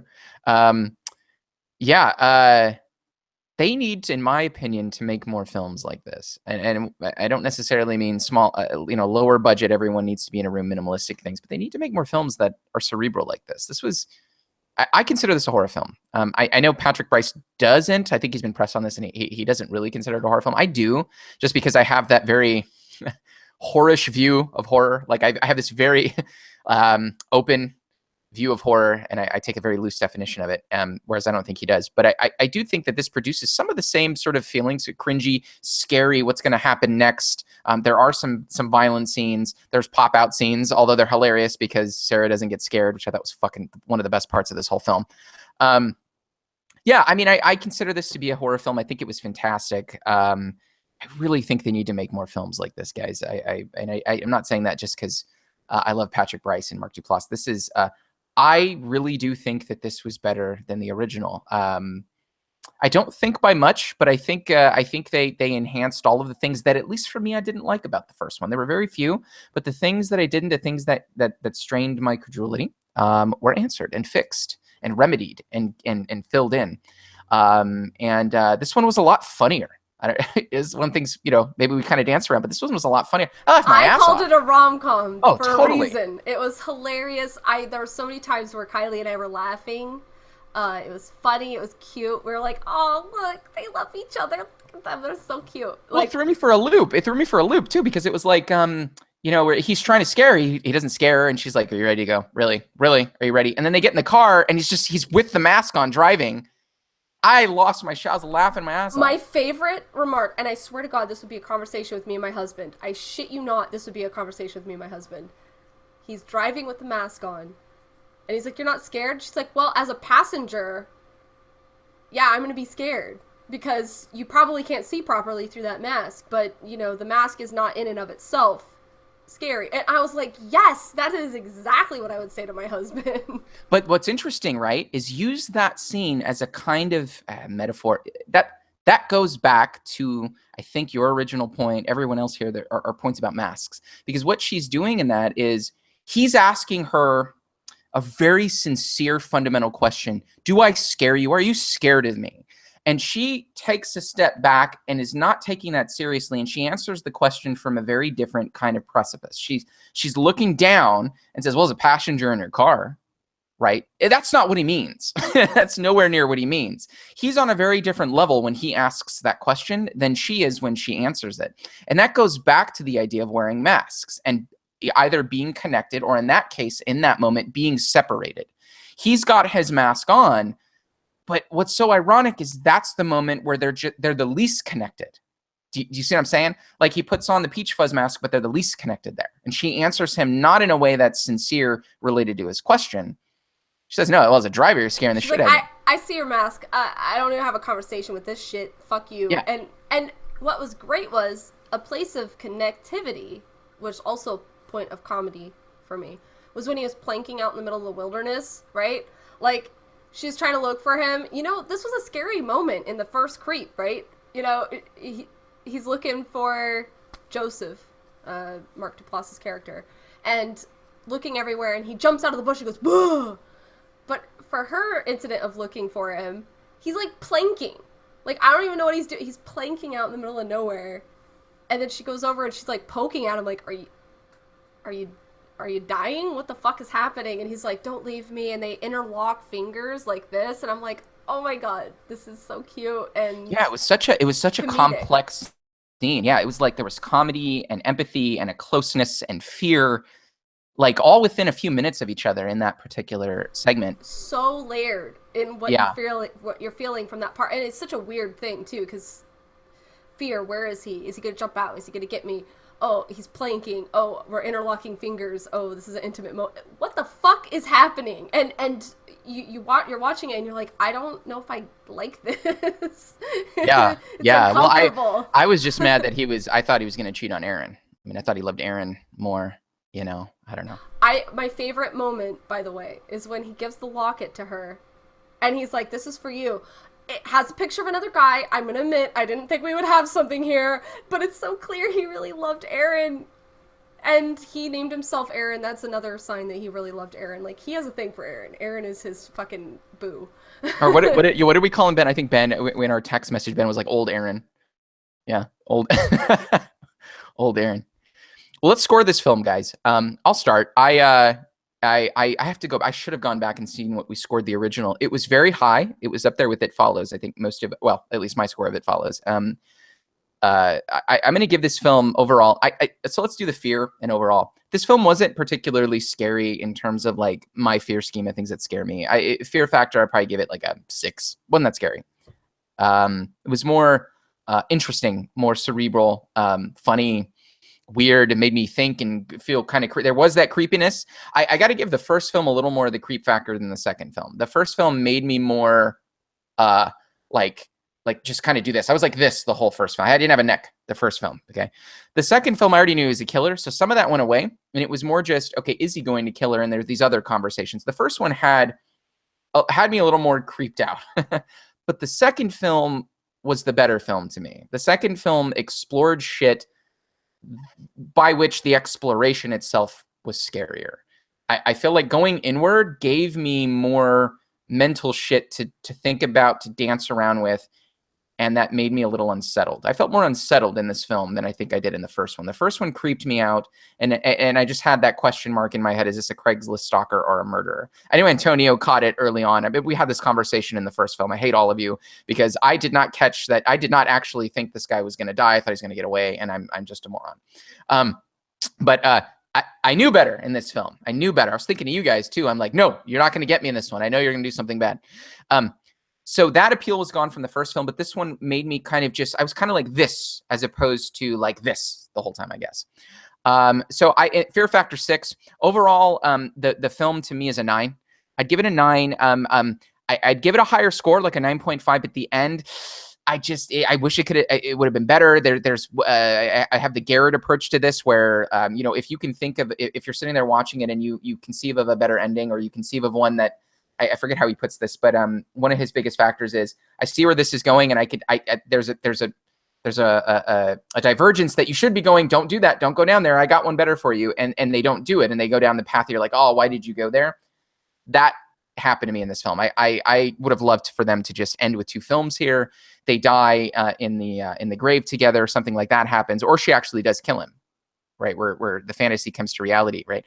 I would have dug that. I'd give it a higher score. I still give it a 9. I mean, that's really high for me, I think. I don't know. Maybe I give all my films 9s. Who the fuck knows? But yeah, so I give this a 9 overall. Fear Factor 6. Fantastic. I think this is the second best horror film of 2017, only after A Dark Song, which is my favorite horror film of 2017. So I liked Creep 1 better in that it was, a discursive unrolling of the Duplass character, which I thought was very compelling, and I also enjoyed the improvisational nature of it. Whereas Creep 2 comes off as much more obviously scripted, at least to me. But as I said, Creep 2 is in many respects a better movie, and it's certainly a smarter movie. As far as a fear factor, not really a fear factor. They have some jump scares and there's an uncomfortableness throughout. But I kind of agree with the director's notion that this isn't exactly a horror movie. You're not exactly supposed to be scared so much as you're supposed to be kind of weirded out, or that strange mix of horror and intrigue that underlies the carnival experience, and so Creep 2 has that in abundance, and it does a good job with it. I think that the character, the main character, the Mark Duplass character, is just as good. The secondary character, the sidekick, so to speak, she plays a decent foil, but ultimately I don't think that she's really that much more compelling. She's fleshed out more, and so there's more to her, but I don't think that she's drawn in a more sympathetic way than Aaron was in the first movie. But the pacing is good. The beats are good. The ending has a nice triple twist, although it's as we've all kind of shat on thus far. It has some elements where you could have crafted a tighter ending, and just cut to black and come away with a better movie. But overall, I think that the movie it's solid, it's smart, it's watchable, it's disconcerting. A little bit of a weak ending. First one gives you the vibe that you're looking for more. But it's still a solid movie. I'd probably give it a 7 out of 10.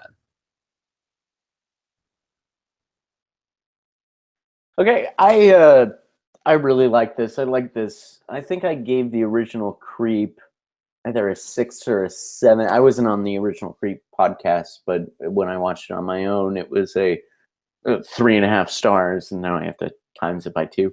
But this is it's an 8 I want to make it a 9, like 8.5 for me. I really liked the foil character. I liked Sarah a lot more than I like Patrick Bryce's character, because I felt like Sarah was his match in many ways. That a match in terms of wits. All of the bullshit that he was trying to play on her, or all the bullshit that he played on the Patrick Bryce character, didn't work on her. And I thought those were fantastic curveballs that the film was throwing me. And there were a lot fewer moments when I was like, get the fuck out of there. This is crazy. What? No rational human being would stay in this situation. That the film addressed those things, I thought was, it moved the film up in my estimation. Unlike a lot of the rest of us, I actually dug the ending. I liked it, and I think it made me excited for Creep 3. So especially if you take my idea, I can help develop it, Patrick Bryce. No, so yeah, I think it's I was really impressed with this film, and so yeah, I like it quite a bit.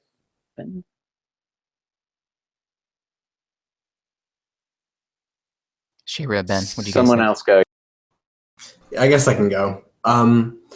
So obviously, I really enjoyed this one, and that might just be an effect of being able to see kind of like that preview at the Chicago International Film Festival and meeting Patrick Bryce just very briefly. Like, I don't know if we saw that. Like, I had a photo with him and I said hi. It wasn't a big deal. But it left an impression, right? And it was really cool. It was a cool experience. And so, like, that's really going to connect me with this film a little bit more. With that being said, like, I really do just enjoy the fact that they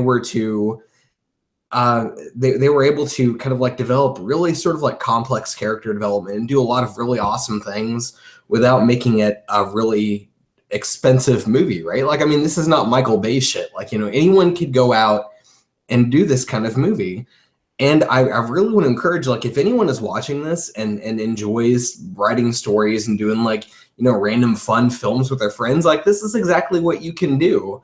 You can make something so amazing that it leaves an impact on people without having $1 million budgets, without having any budget. Like, you can just drive out to a cabin and make some fun movie with your bros, you know, and just produce something absolutely incredible. And I love pieces of work like this because they sort of tell you that. Creep 2 is an amazing film because they were able to layer in amazing complexity without sort of adhering to kind of like the standard sort of tropes and kind of like overall impression that you have to do certain things with movies to make them good. You know, it's absolutely not true. You can do an amazing film cheaply as long as your writings are fun, like good, you know, as long as your ideas are fun. And this really sort of showcases that, right? So going beyond that, though, I definitely enjoyed this because of the character development, because they have a really interesting juxtaposition between the protagonist and the antagonist. There are a lot of really close similarities, but obviously there are some differences there. You know, I mean, they do a lot of really interesting foreshadowing. You know, just everything about this movie is so incredible, and it's not just a horror film.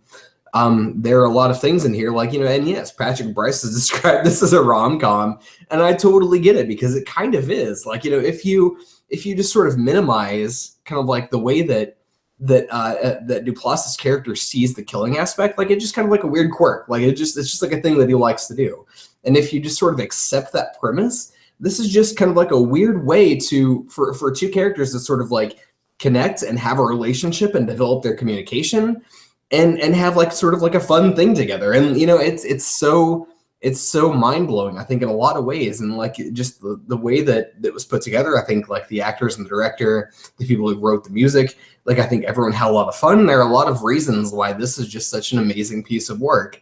When I score this, though, I don't necessarily think of it in the way that I might think of a lot of horror films, because it is a little bit atypical. I mean, there are so many layers to this that I don't think you can really rate it on a layer of, you know, is this scary to you?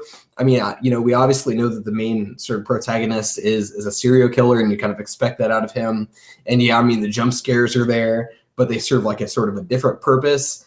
And so I would have to overall give this a 9, but it's like in a way that I would give It's in the same sort of way that I would give the Seventh Seal a 10, right? Like, it's not because it really scared me, like it touched on something else. Like, there was something more fundamental to this that was way more important than watching a film and be like, oh man, that gore was intense, or like, oh man, that really scared me. There was something deeper there, and something more interesting, and something more important. And that's kind of like the core aspect, I think, of this film that I really want to score that on, and which is why I'm going to give it a 9. I think anyone watching this, like, you absolutely, if you haven't seen this film, you really need to go see it, think about it. And if you like film at all and you're sort of like amateur, like go watch this and think about what you're doing yourself, because I think it's like a fantastic template for anyone who just sort of wants to make something for themselves. Like, any kind of a content creator needs to watch this and think about what they're doing, because you don't have to adhere to any sort of like major template. Like, you can just go out and have fun and create something absolutely amazing. Yeah, just to before Shara goes, your summary was so persuasive that Antonio possibly is upgrading his 7.5 to an 8 under consideration of how difficult it was to, how this film was made under such a low budget. So there you go. Look at that. Power in words, my friend. Power in words. Let's see if I can adjust it back, but also still say that I love the film. Let's also put into perspective that Patrick Brice, the reason why he was able to make this film is the fact that Mark Duplass and his wife needed a nanny. And they got a nanny in Patrick Brice's wife. And while he was in film school, his wife was watching their kids, and he had lots of conversations with Mark Duplass. Like, they had conversations and hanging out in his house and really developing a character, as well as talking about how a film should be made and how we could make something really funny and creepy. I don't think they were going for something that was horror related at first, but they're like, haha, would it be, they're trolls. They're like, haha, this would be funny. This is funny, haha. And they were dicking around, having conversations, and that's how this film really came to fruition. How many people have someone like Mark Duplass in their pocket to do something creative like that? I mean, if you're like a first-time director, a first-time filmmaker, and you don't have someone of that caliber in your pocket, it's probably going to fall on its face and turn into shit. And a lot of this stuff was improvised, and this is a really good comedian who knows how to fuck with people, who's a classic troll, and that all came forth. And the fact that a lot of the running through the forest in the original film is just, I think it was like a couple of years of them just dicking around in the forest together with a camera and coming up with improv awesomeness and creepiness that made the film in its original form so amazing. Now, yes, the second one was a shorter filming time, but we have to also remember the amazing thing that Brice had in his pocket there, and that was an actor that could be a troll. And that is one of the reasons why this film is so great to me. It's a troll movie, and it's a troll series. It's a series of a troll that went to a special level, and he found a female troll that was at the same caliber as he was, and it's so sweet, and it's the greatest love story ever told. And I hope that they can have babies together. That's all I hope for. I don't see this as a horror movie. It didn't scare me. I was smitten the whole time. So I can't give it a high scary factor. I'll give it a 4. There were times where I was like, what the fuck? But it wasn't a high scary factor. But such a good film. I loved it. I loved every moment of it. Everything about this film was great, and it was as if they might have watched our show and maneuvered around it. And also I love that, Sarah thought things through as a character and improv some stuff. Got into my mind. I felt like they were reading my mind when I was watching it. So fantastic, fantastic film. I give it an 8.5 because it's so good. It's not scary, but it's so good. And, if I ever want to teach people about love, I'll show them that film. Oh my God. The greatest love story ever told. Romeo and Juliet and Joseph and Sarah. Yeah, that just sounded weird coming out of my mouth, actually. Awesome. Yeah, these are good scores. This was fun. At some point in this podcast, I was hoping to look at you and be like, if I ask you a question, will you answer me honestly? That's one of my favorite lines in these films. And I just wanted to throw this out here that it's used so perfectly in both films. It's used to diffuse like fear and tension in the protagonist. Like it's always used when a character's like, what, when Bryce is like, what, you were watching me? What? And then Aaron, if I ask you a question, will you answer me honestly? And then in this film, she says that to him. Fucking loved it. That was just the way they understood their first film and how they utilized how much they knew about it in the second one is a testament to how to fix films that are even really good, how to make them better, rather. Being self-critical, might that be an easier thing to do when your budget's lower, when it's, a lower budgeted film? I mean, it's like it got better purposefully, easily. I mean, it's so clearly took the things that were missing and enhanced them in the second one. And I can't attach that to anything other than being self-aware, right? Like being self-aware of your own. It's the opposite of Michael Bay. Someone threw out Michael Bay, and it's the opposite of Michael Bay, right? Yeah. So anyway, just tack that on to the end. I would like to point out about the question thing. There is a common theme in a lot. Well, maybe it's not a theme; it's a cliche, I guess. In a lot of movies, a lot of TV shows, where there's always a person. You're gonna notice it now. From now on, you're gonna be like, "Holy shit, Shaver put this in my head." There's always somebody who goes, "Can I ask you a question? Can I ask you a question?" That's such a common thing that's written into every single script. It's one of my least favorite. Yes, I'm with you. It's so bad. It's such a bad thing. And they took that and made it something really creepy and interesting. And I'm like, oh, I see what you did there. And I love that that you noticed that and you thought it was, a good creepy factor to the film. Like you now want to ask that to everybody. Oh yeah. They took a cliche and they turn it into something creepy, and you're like, ooh, I like this. I want to incorporate this in every part of my interactions. I've been starting to do that with my wife. Whenever like she'll get fresh with me, whenever she'll get mad, I'll interrupt her and say, if I ask you a question, will you answer me honestly? Like I started doing that, and I'd interrupt her. Dude, don't do that. You can get away with one or two, but the second she watched it with me, so she watched Creep 2 with me, so she knows. So you're taking marriage advice from a sociopath who's, I am, as he says, never been laid. And I would like to point out, in 4 days, I have my 10-year anniversary. So sociopathy has its benefits. God damn it. Okay. I'm just going to throw that out there. Fair play, dude. Fair play. All right. Well, thank you guys for watching the Deadly Analysis podcast this week for Creep 2. Look forward to Creep 3 whenever they make that, because you are damn sure going to see us talking about it. Next week, we are doing, next Sunday, we are doing Alien. Release, Scott, 1979, I think. Is it 1979? Alien? Yeah, I think so. All right, they're nodding.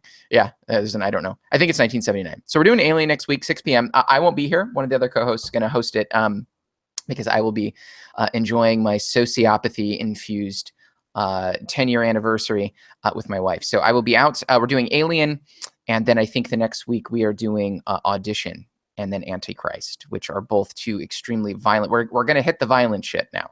This is where stuff gets serious. We go from the mental and the cerebral to like hacksawing the feet and shit and poking the eyes out. This is and Antichrist. I can't even tell you how much I don't want to watch Antichrist. I cannot. I will say all three of them have a feminist bend if you want to. They do. That's my understanding too. This will be interesting. Antichrist is so awesome. Like, no, please watch it, please. Oh, I have to. It's on the list. So good. I made the decision when we made this podcast that whatever film was thrown on there, even like a Serbian film, if one of y'all were crazy enough to do that, I would watch any of them. But I told my wife, I told Danielle, I'm like, dude, I got to watch Antichrist, and I've heard what happens in that movie. And I'm not looking forward to it. So it's not okay, but you're going to be afraid of acorns, so beware. Okay, Oh, Jesus. Okay. All right. I have no idea what that's in reference to, but now when we watch this movie, I'm going to go back and watch this and go, Noah, you should have just not watched it. I can already tell. All right. Anyway, well, join us next week for Alien before the acorn scenes in the upcoming weeks. God help us. I don't even know what I'm foreshadowing. Thanks, Shayra. All right, guys. Well, have a good night. Thanks for watching, and tune in next week, 6 p.m. Sunday night, and take care.